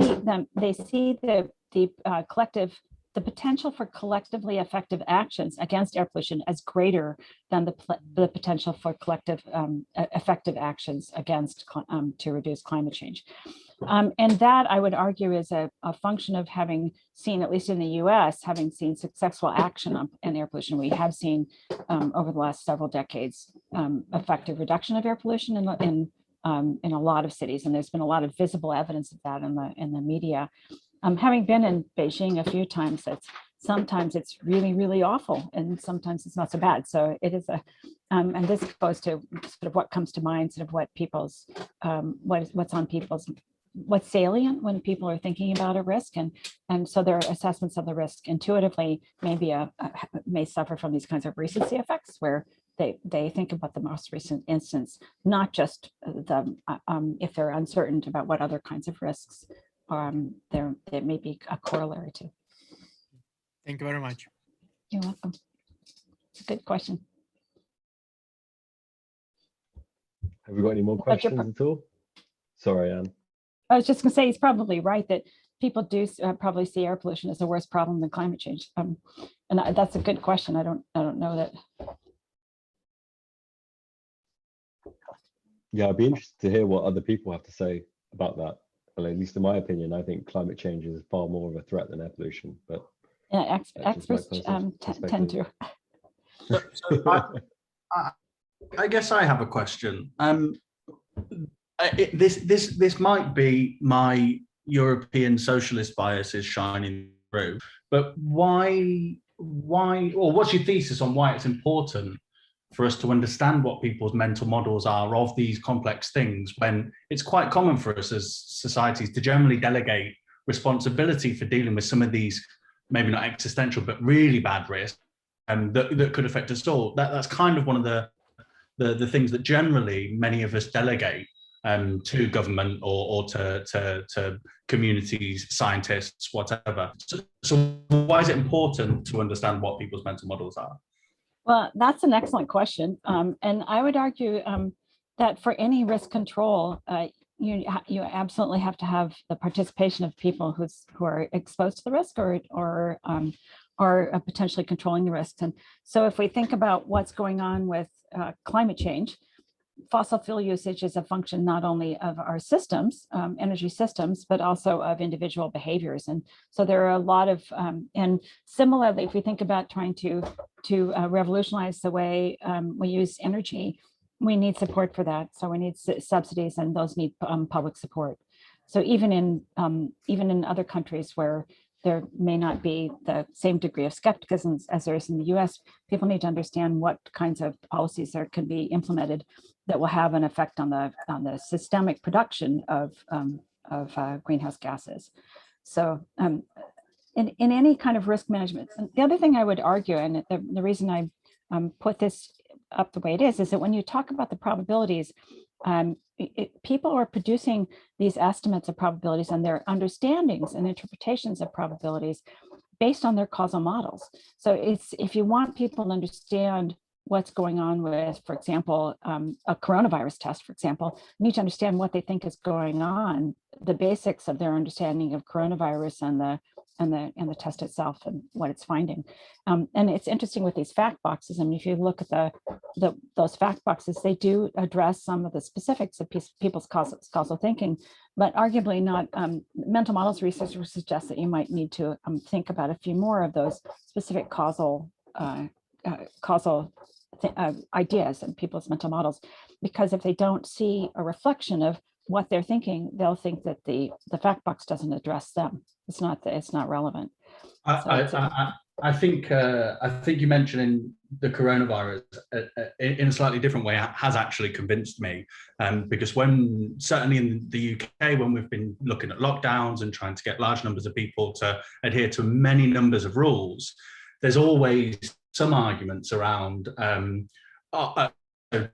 p.m. curfew is a good one that I know it was never brought in the UK, but it was brought in Europe, and people kind of had the argument, well, what virus stops infecting people, or doesn't start infecting people before 10 o'clock. And so I guess some understanding of the kind of physics or the epidemiology allows people to see some of the sense in what otherwise might seem arbitrary rules. So I guess you have convinced. Thank you again, Anne. Right. Yeah. I mean, I think it was an excellent question, and my connection's unstable, I have a feeling. I think it's an excellent question, and the issue is if you're going to talk about risk and uncertainty, what do you need to talk about? And people, as Gerd said, people are trying to solve problems and make decisions. And so if you don't address their problems and decisions, then they're not going to understand what you're talking about. And it's a sort of a non-starter. And to say, there are lots of different ways you can talk about them, but the argument here is that you have to, even in talking about probabilities, you need to think about their causal thinking and address that in the context of risk and uncertainty. Could I ask, does that suggest then that if they think that it's chemtrails that's causing the lowered fecundity in humans, when do we tell them that they're wrong? I guess is my question. You've uncovered what seem to be a lot of very strange ideas. Are you going to use that against them? Or are you going to tell grown people that they're dumb, that their mental model is incorrect somehow? Because you're not going to get away with that, are you? Sometimes people are wrong. Right, but as you can see from all the quotes, it's much more complicated than that. Usually people aren't wrong.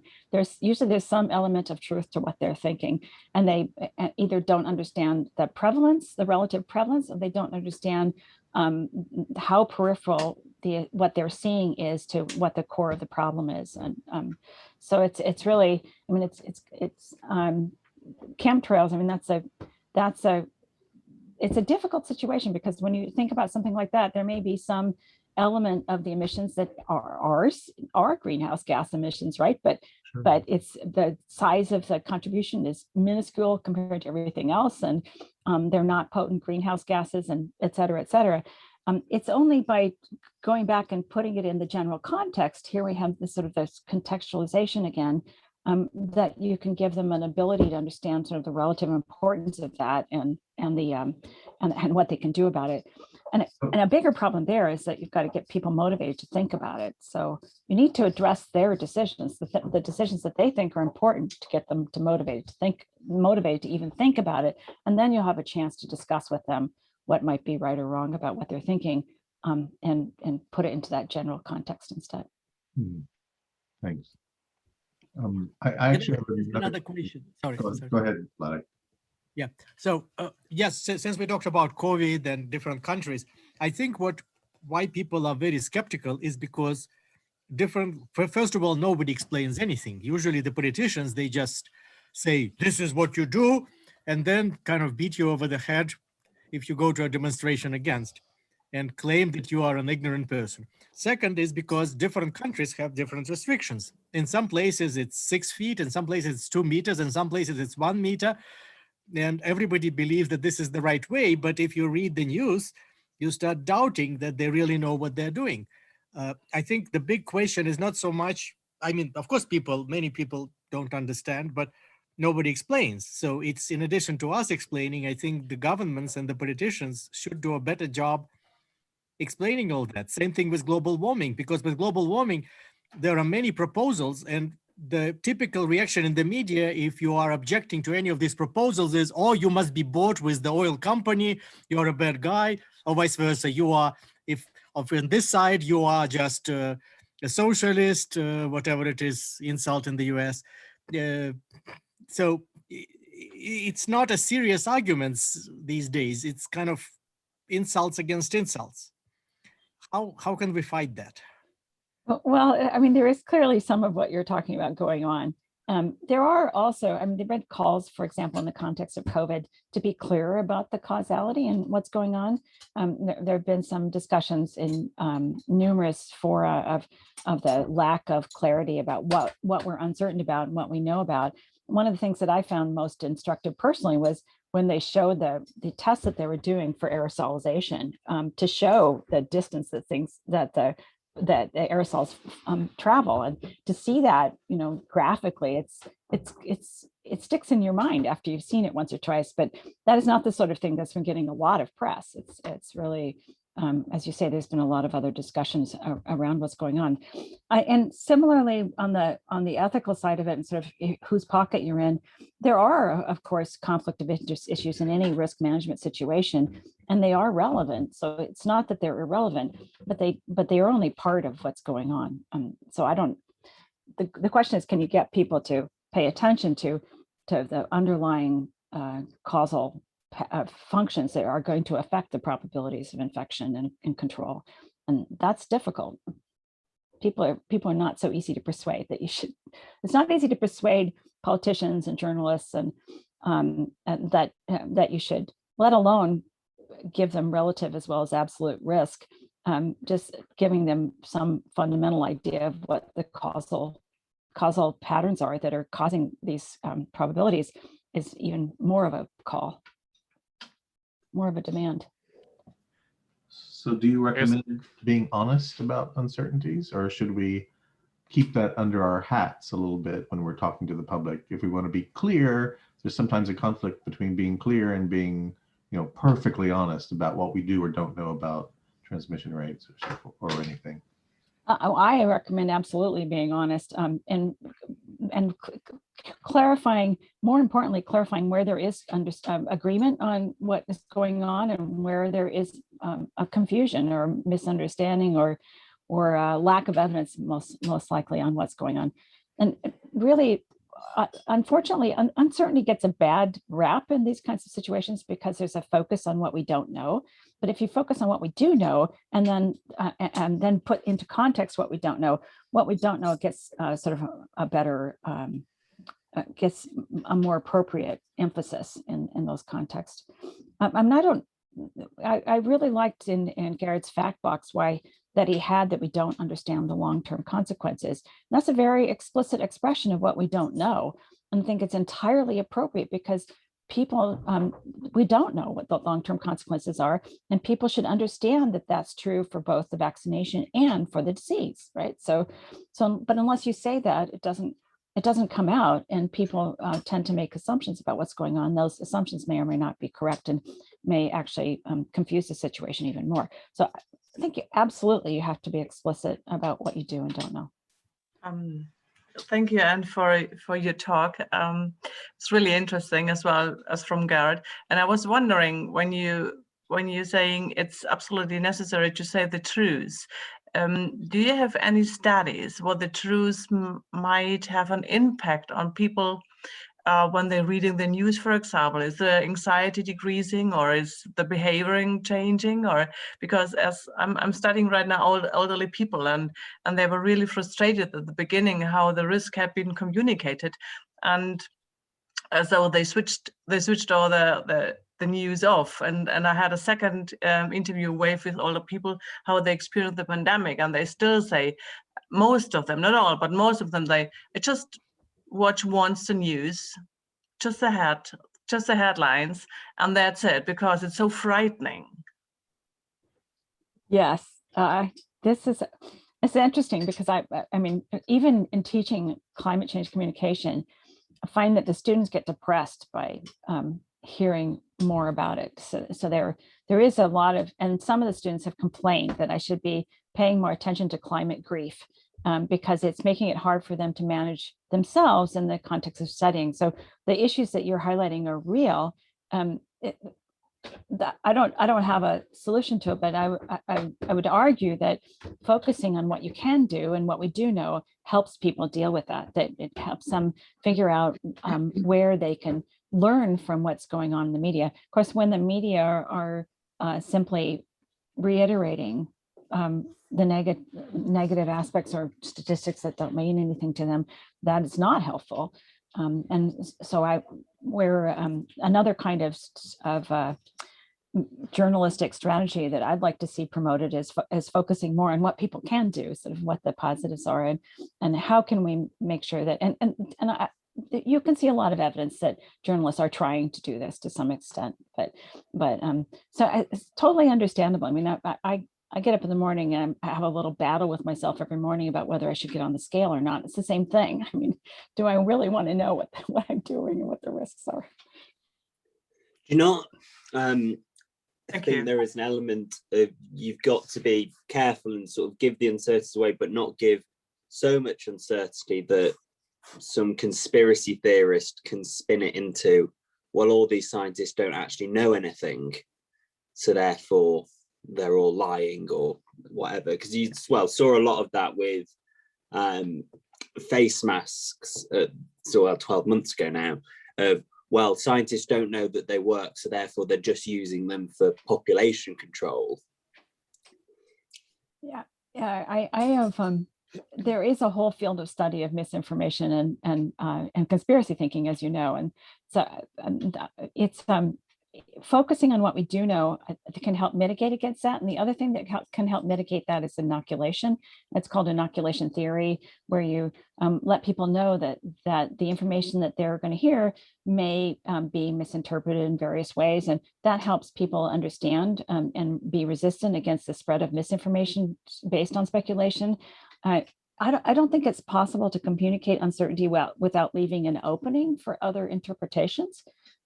So I'm not, I'd be interested to hear what others think, but I don't think it's possible to eliminate this potential use of uncertainty. Where this has been discussed very clearly is by Bill Freudenberg in his work on scientific certainty argumentation methods, where he points out that in politics and in all kinds of risk management situations, people strategically use the degree of uncertainty or certainty to say that we shouldn't do anything until we know more, until there's more certainty. And that strategy can also involve the kind of thing that you're talking about, Nick, where you're saying, well, people are just trying to do X, Y, Z because they don't know what's going on. So, can I ask, to what extent do you think people can develop an appropriate model of reasoning for climate change? Because like with things like how aerosols affect the ozone layer, it feels kind of intuitive, like, well, there's a chemical, I don't know how it works, but I take it that it makes a hole in the atmosphere and then that lets in UVs and that's bad. Whereas climate change, it's kind of like, yeah, carbon dioxide traps heat in, which heats the atmosphere, which will lead to something. And then you say like a hurricane, it's like, well, is that caused by climate change? Well, in a sense, but not. It's more difficult to see the direct link. And are people's mental models perhaps more based in those cases where there's a lot of uncertainty about the cause and effects? I don't know, maybe just on, does it just fall down to like trust in the individuals who are reporting these effects to them? Or just falling back onto models that they do understand, as you've shown? Yeah, I mean, I think people tend to fall back on models that they do understand, but I mean, people's ideas do evolve, and we see that even in these interviews over a couple of decades, that people's models are getting more complex. And you do see that you can, I mean, we've also done tests of whether you can correct people's mental models, and you can actually correct people's mental models to some extent if you explain to them not only what is going on, if you address their specific conceptions and then explain to them why those might not work and what could work instead. So you have to replace the misconception with a conception that's correct. And in the case of the of people's mental models of climate change, it's pretty clear that most of what people are doing is just trusting what they've heard. I mean, we see this sort of rampant adherent to air pollution, especially under those who are most liberal and most environmentalist. And so that suggests that they're doing that partially because it's really easy to do for them, and they don't have to think about sort of what's going on with the atmospheric gases. On the other hand, if you understand then that atmospheric gases are doing or absorbing the long wave radiation that's coming back from the Earth after it's heated and trapping it in the atmosphere for longer, then so it gets released into space at a slower rate, then you understand why the whole atmosphere is heating up. As you can see from what we saw in the later interviews in particular, this trapping idea has actually made its way through to how people are thinking, but they're thinking of it still as particulates, as this sort of thing that you can see that's trapping, and they haven't managed to mesh that with this notion that there's a hole in the ozone layer that they're also still thinking. So I guess I'd argue that when people are struggling with the causality, as in this case, then they are just relying on what they've heard from other people and some kind of simplified mental model that works well enough for them. Often in these kinds of situations, a simple mental model that's approximately correct may suffice for risk management. And the question, and it's really for me an open question about whether we need to correct people's air pollution mental models of climate change. It doesn't seem to me that we do, except for if it's affecting people's sense of urgency. However, I mean, since air pollution tends to evoke more emotion, I'm guessing people are more urgent about addressing air pollution than they are about addressing climate change. So I don't know. I don't know. And I think you're right. I think trust ends up being a bigger component of what's going on in these situations. It does mean, however, if we're interested in their understanding of the probabilities and the uncertainties, that they're not going to have a good sense of those, right? Because they're basing them on their causal models. So the engineer part of what's going on here suggests that you do need to correct them. The social scientist and behavioral scientist part says maybe you don't need to correct them. Can I add also to the thing about lying versus telling the truth? Because I originally come from the Soviet Union, where there was a clear experiment. Every time something bad happened, we were not informed. So the result was a lot of conspiracy theories, which usually made everything much worse. Like whether it's an earthquake or something, it turned out later on that the rumors that were spreading were much, much worse than the actual disaster. And so I think even the communists started understanding that at the end. So I think lying probably is not, and misleading may not be the best strategy in this case. If I may, Well put. if I may jump in, there's also in the West a similar mechanism, but it's meant very positive. So in many countries, journalists, if there are 98 scientists who think there's a climate change and 2 not, they would interview 1 of each and think that it's fair, but it then misrepresents the opinions to the public. And then people think, oh, it's totally undecided. That's like in the old days with tobacco. And some of the climate change deniers were earlier paid by the tobacco industry to deny this is the same people, professional scientists who can be hired. I think on that there's another thing, and it's, well, back to COVID slightly, but the Royal Statistical Society gave out a news bulletin of sort of statistics lessons to be learned. And one of the things that they had as a point was to media organizations. And what they said is the sort of statistics, and we sort of read into that risk about COVID, completely went off the cliff when they decided that it was no longer just a science story, but a political story, which meant that all of a sudden the news articles and TV bulletins were being done by political editors as opposed to the science editors, at which point the statistics and the risk all just fell off a cliff because these people didn't know how to deal with it. And it's just adds to that, actually, as Gerd was saying, this sort of risk literacy is poor, and therefore you can spin things as you like. Yeah, and that's been exacerbated in some countries by the defunding of science and environmental science journalism in particular. There's been a real decline in the number of journalists who have even some training to be able to understand the probabilities and risks. Well, I mean, I think we're verging on our question anyway, so I'm not going to try and interrupt the flow too much, but thank you very much again, Anne, for your talk and for everyone's questions. Big round of applause to everyone virtually. I know it's a bit awkward, but but thank you anyway. And I'm just going to share my screen and put the question up there if people want to continue their discussion, because I feel like we're talking about it anyway, really. Sorry, I have to leave. Thank you very much. Thank you. Thank you, Vladek. Gerd, maybe you'd like to start us off on this conversation. So one way is to talk about the difference between risk and uncertainty, basically the old Frank Knight distinction.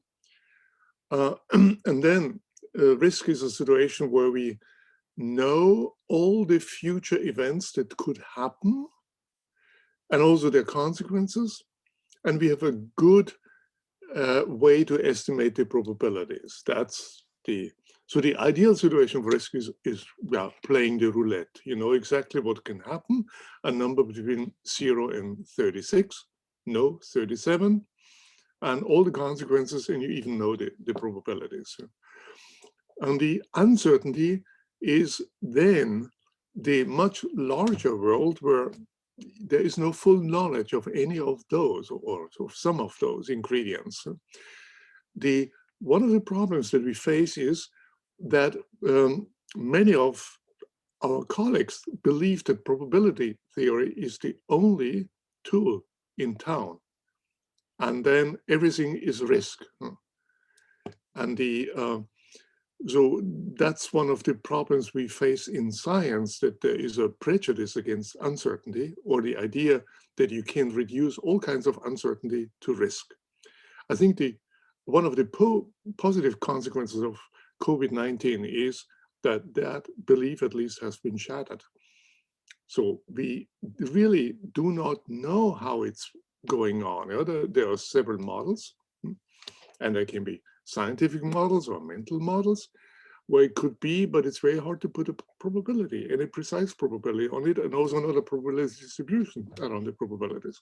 So I think we need to be both. My talk was about dealing with risk, but there is also another issue about taking uncertainty seriously and dealing with it. Yeah, thanks, Gerd. I think that's a really important point. I like the way that you phrased that, saying that COVID shattered people's kind of perceptions on the preciseness of probability. Yeah. And do you want to follow up? Sure. I just like to reiterate basically what Gerd said, that in the real world, there's always uncertainty. And so it's not just the risk in the technical sense of a probability, but it's the uncertainties. And some people define that as a second order uncertainty around that probability. There's as Michael Smithson's taxonomy illustrates, there are a lot of different forms of uncertainty and ignorance, and they all play a role in how we manage risk. So it's really important to think not only, I would argue, not only about putting those probabilities that people put out there into context and making them interpretable, but also to talk about the other aspects of uncertainty and to try to deal with those in terms of being clear about causality, being clear, as clear as we can be about causality, being clear about the different forms of uncertainty and addressing them. And as Gerd's work and others' work shows people's understanding of the probabilities is often hampered by a lot of things. For one thing, not getting probabilities or frequencies that they can understand, and in the decision context they need them, but also by numeracy and by other contextual factors. So it's really important to complement those with other kinds of communications. And as illustrated by the work of Budesco and others, the verbal probabilities are not a solution to this on their own. You need the numbers in a lot of situations, but you also need this understanding of how people's thinking about the risk is developing and what causal thinking they have that they're applying in this context. Thanks, thanks, Anne. I think you make a really valid point about the fact that verbal communication might be quite limited in some ways. And when you were talking about aerosols earlier and the kind of diagrams or the kind of visualizations of that, I thought that made a really important distinction about the fact that maybe storytelling and visual kind of formats are much more effective at communicating how little we understand some things, or the fact that there's a lot of uncertainty that's difficult to quantify in some cases.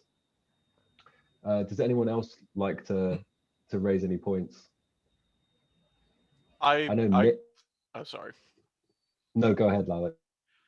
I was trying to put my hand out. I was just going to say, I don't know if it's like a pedantic point, but the diagram that had like the factors of ignorance, splitting it into irrelevance and error, and then uncertainty was an aspect of an error leading to ignorance. And I don't. Do we think that? I don't know. The general view of uncertainty is as a form of error. We were discussing this the other day, actually, again, in the notion of teaching uncertainty or like imprecision to people at a young age. That's like being imprecise about something doesn't mean you're wrong, and in most cases, it means you're actually giving yourself more room to be correct. It like uncertainty isn't about being wrong necessarily. It's just about actually accurately representing your state of knowledge. And how much do you think that impacts the ability of people to talk about uncertainty in an appropriate way? May I jump in here for a second? Yeah, I mean, I think you make a really good point. So Smithson there were many different ways of talking about error, and error in a technical term is, of course, some sense of variation or deviation from what we expect. And so if you think of it that way, then that encompasses a lot of different sources of error. But most people interpret the word error as just wrong, which you could say is also the case. And wrong has a moral connotation. That's and it also has an emotional meaning as well. So people are very loath to talk about being wrong. And as you can see from the interviews, they'd rather leap to an analogy with something that they think they understand than to say, well, to say something they think might be wrong. And they tell us that specifically, oh, I don't like these questions because I don't like being wrong. I mean, I don't want to say things I don't know something about. People are really sensitive to what they think they know and what they think they don't know. So it's important to take that into account in these communications. And imprecision is a big part of this, but it's not imprecision alone.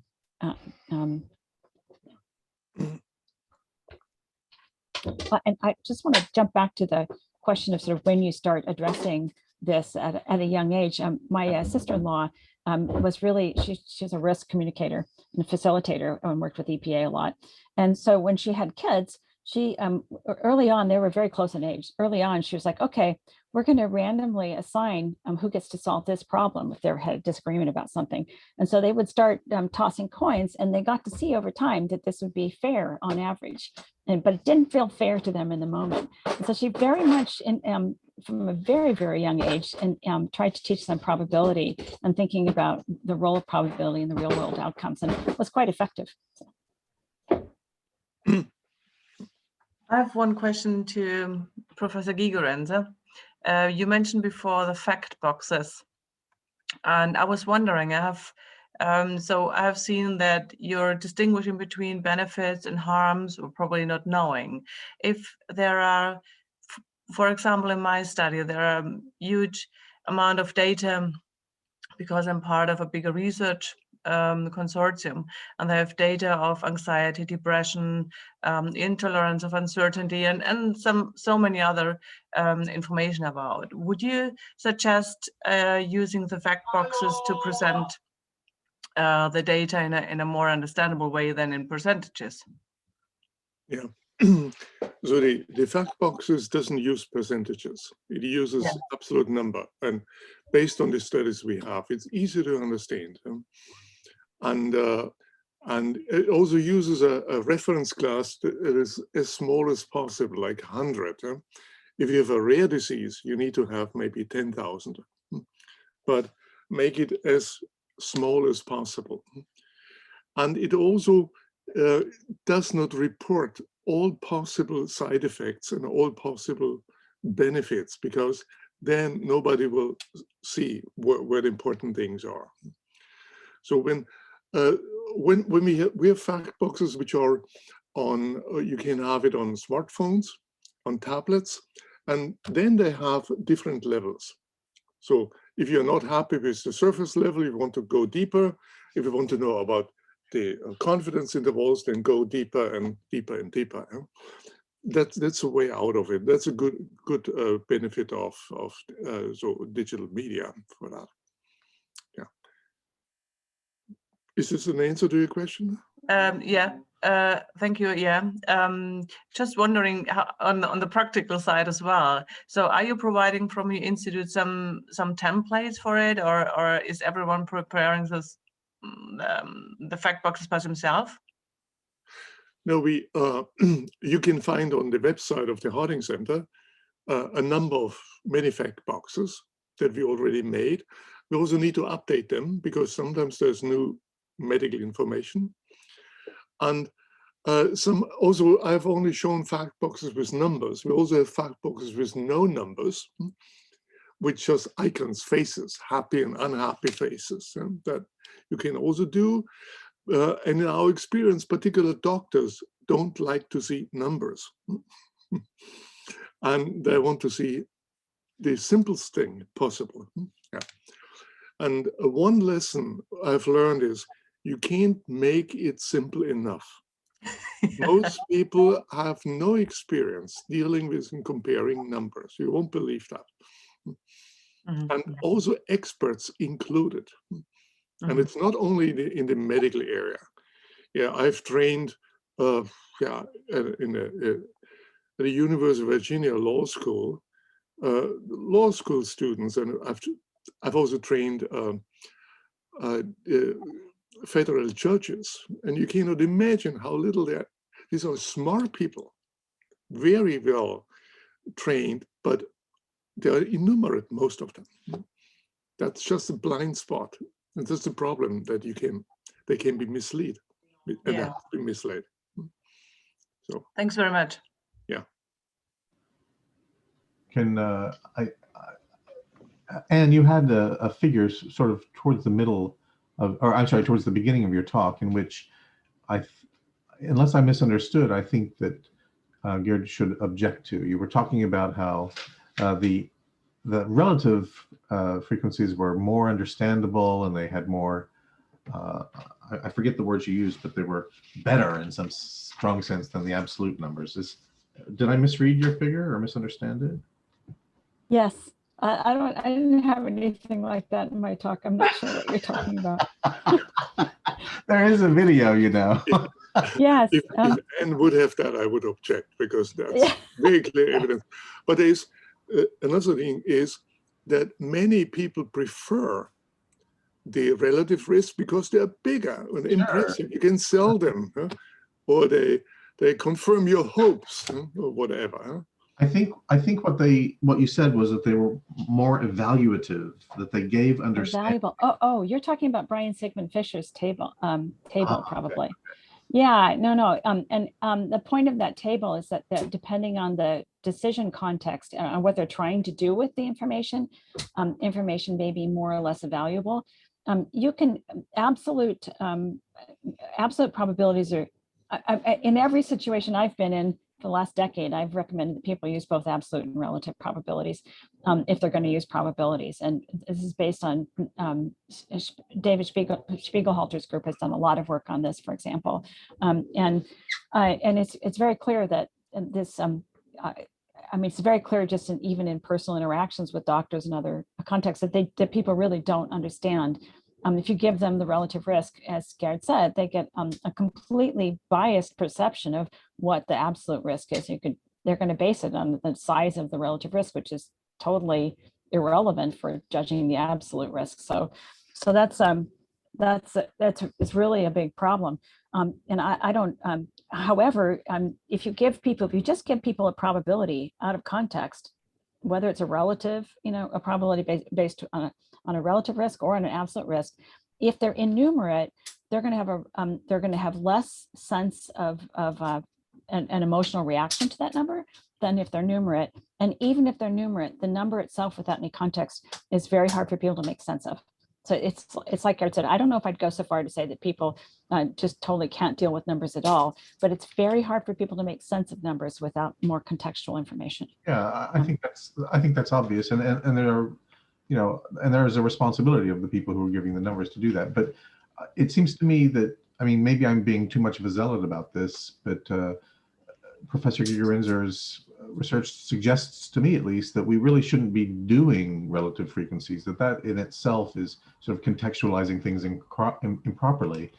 So why do you think that we need to show both?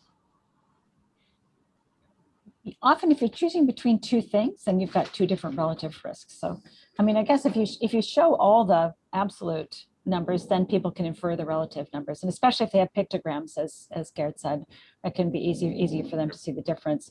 So they're inferring them in their comparisons. But so that would be the argument for showing the relative is that it gives people a sense of the size of the reduction, which is, if they're choosing between different measures, this will get into your discussion next week. They're choosing between risk management measures, and that can be I hate to use the word relevant. So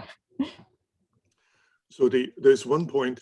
If you have the absolute risks, you can calculate the relative risks. If you have relative risks, you cannot calculate the absolute risk. So there's a qualitative difference. And I'm not saying that you never should use relative risk.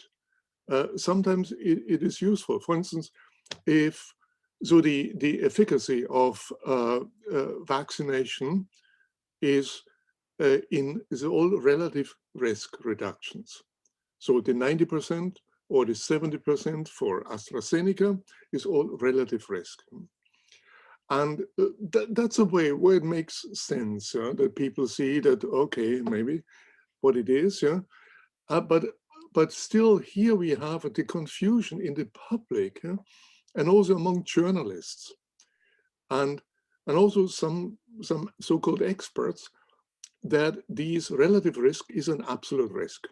So that meaning they're saying the studies would have shown that out of 1,000 people who get vaccinated, so if it's 70%, 70% will not get infected, and 30% will. That's not the case. And so in any case, one should always report both, if you want to report relative risks.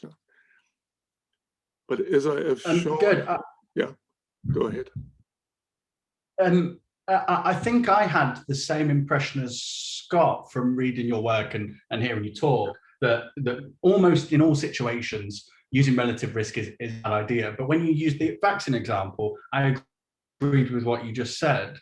So do you think it's the case that there's some threshold in the relative risk at which point it's now valuable to use? So for instance, in the vaccine case, because the benefits are so enormous, for lots of these vaccines, we're talking about greater than 90% relative efficacy. Is that the distinction between when we should use relative risks and when we should use absolute risks? Is it more helpful because there's so little debate about, or reasonable debate about the value of having a vaccine? So I would say that it is, if you have the absolute numbers, that's usually sufficient. And also for the vaccines, I've shown a fact box with vaccines. It has no relative risk, but there were 240 and 24. You can calculate it's 90%. Yeah?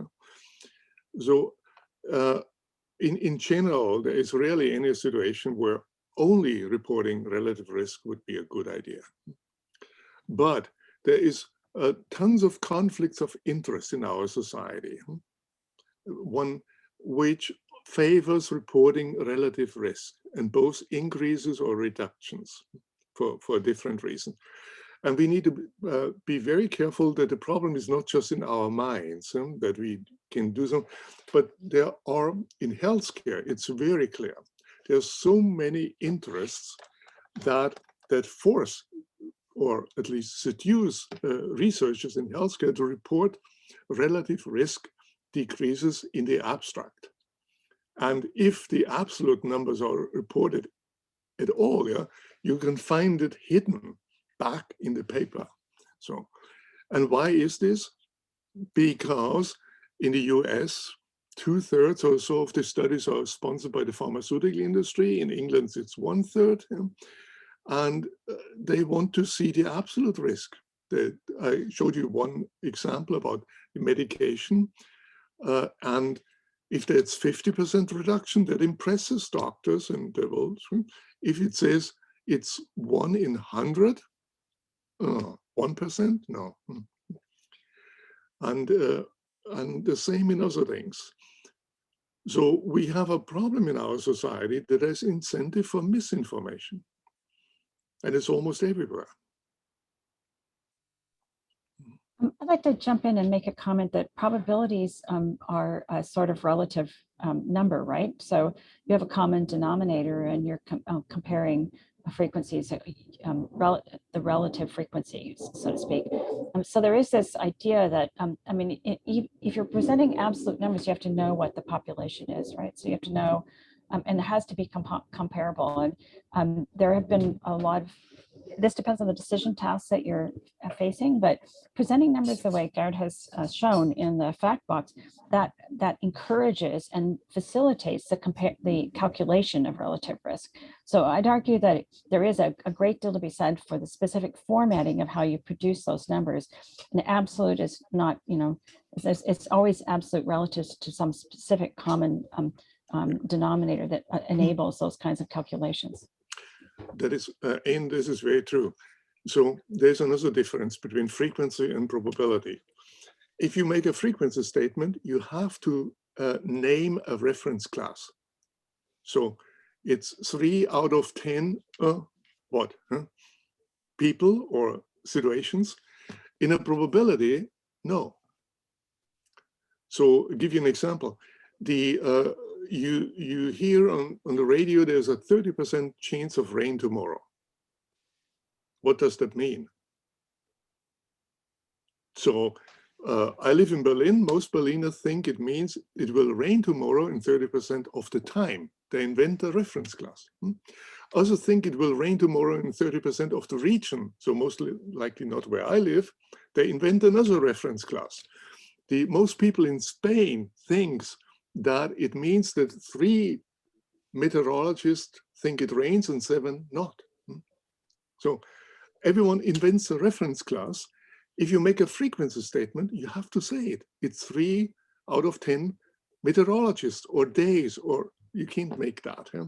So this is the problem with so-called single event probabilities, which you need to be very careful with, and which cause lots of misunderstanding. And the problem is, often people don't even notice that there are so many reference classes around. It's unnamed. They intuitively add one and you don't know. Similar things happen in many other areas. So there is an entire school in probability theory that think that you can apply probability to single events, and it's fine. I'm tolerant for that, but then you need to be very clear that you will confuse people because you're ambiguous. if you do that. And why not say it in frequencies? But do you think this is where the COVID vaccines example works in terms of relative risk, in the fact that the population you're talking about is the whole of the population of the world, in a sense, when you're talking about reductions in sort of 75% of people who have been vaccinated won't get the disease. So therefore, because you're talking about everybody, there's no sort of prior population that's needed, as it were. No, that's not true.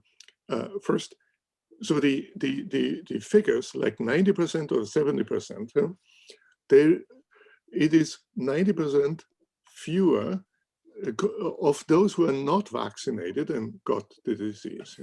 It's not about people being vaccinated. That's the difference between relative and absolute risk.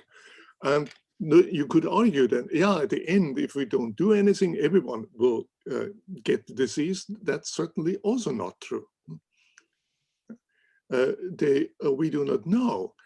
Many people are immune for some reasons we don't understand, or other things. It is. I have seen this confusion.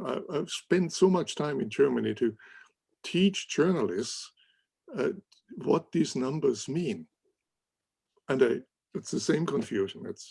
I think it's an absolute risk. It is. Yeah. So for instance, I was just going. Sorry, go ahead, Gerd, finish. I was just saying, if you think about the flu has, as I showed you, about an efficacy, it's called 50%, which is a relative risk reduction, nothing else. And so it could also, not everyone is getting the flu. And although it's spreading, if you don't do anything, and it's a relative risk, period.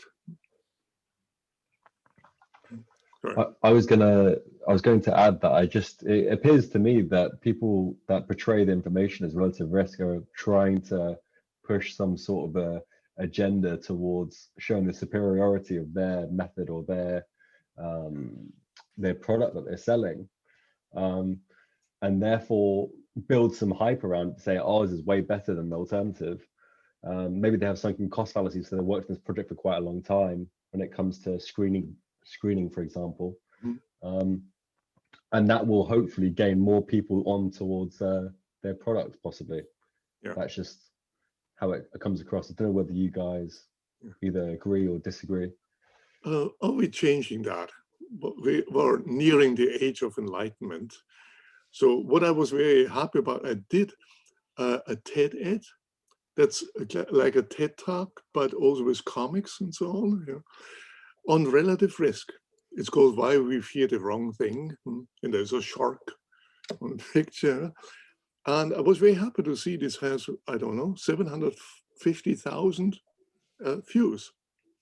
And it's basically not even a year old or something like that. So people get interested in these things. And we can do this. And if you just do it with interesting example, if you teach abstract a formula of a relative risk and an absolute risk, and then you're lost. Just to say that the relative risk has an affordance that it lends itself to strategic use. So you could argue that it can lend itself to all different kinds of strategic uses. So particularly when you're talking about risk management, it's important to keep that in mind. Okay, thanks. So I have. Oh, go on. Sorry, Francis. Are we over time? I was about to wrap it up, but go ahead, Dominic. Make your point. I'm just wondering if Anne can square one circle for me as well. And so I kind of see a lot of analogies or links between the mental models that you were describing in this idea of causality with like Judah Pearl's sort of causality. He's someone, so you both agreed about this distinction between risk and uncertainty. I think he's someone that possibly wouldn't make such a strong distinction between the two because, generally speaking, he's a Bayesian. So I'm wondering if I'm misunderstanding something about these mental models, or so you kind of accept that idea, but also think causality is important. So I'm just, there's something I'm missing in squaring that. I don't know if that's a question, but. Yeah, I've been wondering in the last year or so how my ideas square with Pearl's. I mean, I was trained as a Bayesian originally, so so I do have that tendency to think that, and pragmatically speaking, when we look at how people talk about risk in the real world and how they talk, they're talking about uncertainty. So for me, it's always risk and uncertainty. I don't know if that squares your box, but yeah, that's where I end up. Dominic, I think you are right. If he would be here, he would probably defend the Bayesianism. And I think that's a problem. I think there is Judea Pearl is an extremely smart person, but like others more than he does not like the distinction between risk and uncertainty, meaning that there is a part of uncertainty which is not being tamed by probability theory. So the classic probabilists were very clear about that. So 1654, the birthday of probability theory. And one was very clear that one has tamed part of the thing, but not the total thing. And all the rest needs to be dealt by causality, not probability, by what Anne calls mental models, which also causal. You don't need any base for a mental model. And also by stories, which are a kind of bringing to causality in the real world. And what I'm studying, heuristics, very simple techniques that are robust in situations where you can't optimize. I call the failure to distinguish between uncertainty and risk, or precisely the reduction of all uncertainty to risk, the turkey illusion. So you probably know the story of the turkey who got fed every day by a man. So if you get, the turkey feared being killed on the first day of his life, but he got fed. Second day of his life, feared again being killed, got fed. Third day, same thing. By Bayesian theory, the probability that you will be fed and not killed goes up every day a bit. On day 100, it's higher than ever, but it's the day before Thanksgiving and you're dead meat. So the turkey didn't know what's called the state space. And it's not this is not a situation where you can apply Bayes' rule. Bayes' rule needs a stable world. Then it works. So if you do, in the assumption where I had the natural frequency example is a Bayesian. So what you basically assume that this is the sensitivity, it stays constant, and from you make a number of assumptions, then you can derive your posterior probability. But this urge to reduce all uncertainty to a stable world and to not tolerate real uncertainty, you find this also in applications of machine learning. And machine learning is excellent in stable worlds, like chess, Go. We cannot compete. But our brain evolved not to deal with risk, but with uncertainty. This is why we actually have emotions and all the social life, what we have, because we wouldn't need that. A machine can do something else. And here is a big difference. So if you look at predictive AI models for predictive policing or for job applicants, they don't do well. It's a highly uncertain world, and we should just be clear that we need different tools. And humans are better here, but not good chess players compared, or other routine things. And that's I think illusion.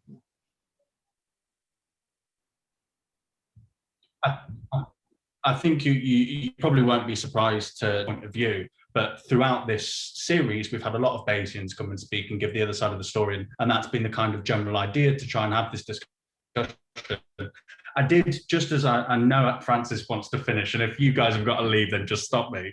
But I did, just as I was signing on here, you talk about John Kay's and Mervyn King's new book. And I think you were suggesting, I only caught the end of the sentence, but I think you were suggesting we're returning back to some of these ideas and they're becoming more accepted in the general argument. I was going to ask at the end of your talk, but we didn't have time. I'm not sure I see that same trend. I don't think that one book is evidence. Mervyn King being who he was, I don't know if, and you might not know Mervyn King, but he was our head of the Bank of England previously. Here's one book doesn't show, certainly during COVID, a lot of the scientists that I've heard speak have spoken in very Bayesian ways, if they're not kind of card-carrying Bayesians themselves. And there's just as much kind of following for people like people like Philip Tetlock and Silver, the guy that does the elections in America, who are kind of card-carrying Bayesians. So I'm not sure I'm as optimistic as you are about that. Yeah, on Mervyn King, I have to say that I may be partly responsible. So I know him since very long, yeah? And I actually still work with the Bank of England with Andy Haldane and testing heuristic models, so simple trees, in order to make the world of finance safer. If you were at the Bank of England, you know all these complicated mathematical models that then fuel Basel II and III, where no economist at the bank could explain me what their consequences is, because they are made to be totally unpredictable in the idea that we have to do it with risk, where you fine tune. In uncertainty, you should not fine tune. You should do the opposite. Do something that has a good chance to survive. So just on clarification that, so it may be even worse than you think, because if that's true, that I would have influenced Mervyn, we would be even a smaller crowd. But at least there's Haldane at the Bank of England, and I think, I mean, first, yes, I have to be optimistic, otherwise I will give up. And we have, and I think there are many more people who are suspicious about the idea that probability theory or Bayes is the only hammer in town. Yeah. Just think the last financial crisis made it clear. All these mathematical models were just doing what the turkey did. A turkey illusion. Yes. It went better and better and better and better, then it crashed. Why? Because the future is not tomorrow. That it's so simple that every child can understand that. But without wishing to sound like too much of a fanboy, you've influenced Mervyn King and a lot of my work as well from reading your work. So thank you. Thank you for that. And thank you again for both of your presentations. They were really interesting. Yeah, I think that's a good segue to wrap it up and respect our speakers' time. So thank you to both of you. I think that was a really, really lovely pair of talks, and I know that I've come away quite inspired, and I think they were very, very fascinating. I just think we're very lucky to have you both here. I'm sure I speak on behalf of all the attendees as well. So yeah, just one last announcement before we wrap up as well, because I would like to spend a second promoting our next series that will be coming from May onwards. We're going to be doing another series in exactly the same format, because I think this has worked so nicely, exploring opportunities and risk trade-offs of emerging industries. So we're going to be looking at things like nanotechnologies, cyborgs, quantum computers, psychedelic medicine, sex robots, even CRISPR, autonomous vehicles, and the list continues. But if people are interested to find out a little bit more about that, please sign up to our mailing list at tinyurl.com/emerging risks 2021, and hopefully we'll see you there. So thank you to everyone again. I know sometimes people like to stay on to chat a little bit longer, so I'll leave the room open. but if anyone has any other commitments, then please feel free to leave. Thank you very much, Professor Gigerenzer and Professor Anne Bostrom. Thank you. It's a pleasure. Bye-bye. Thanks so much for coming, guys. Thank you so much, professors. Thank you very much.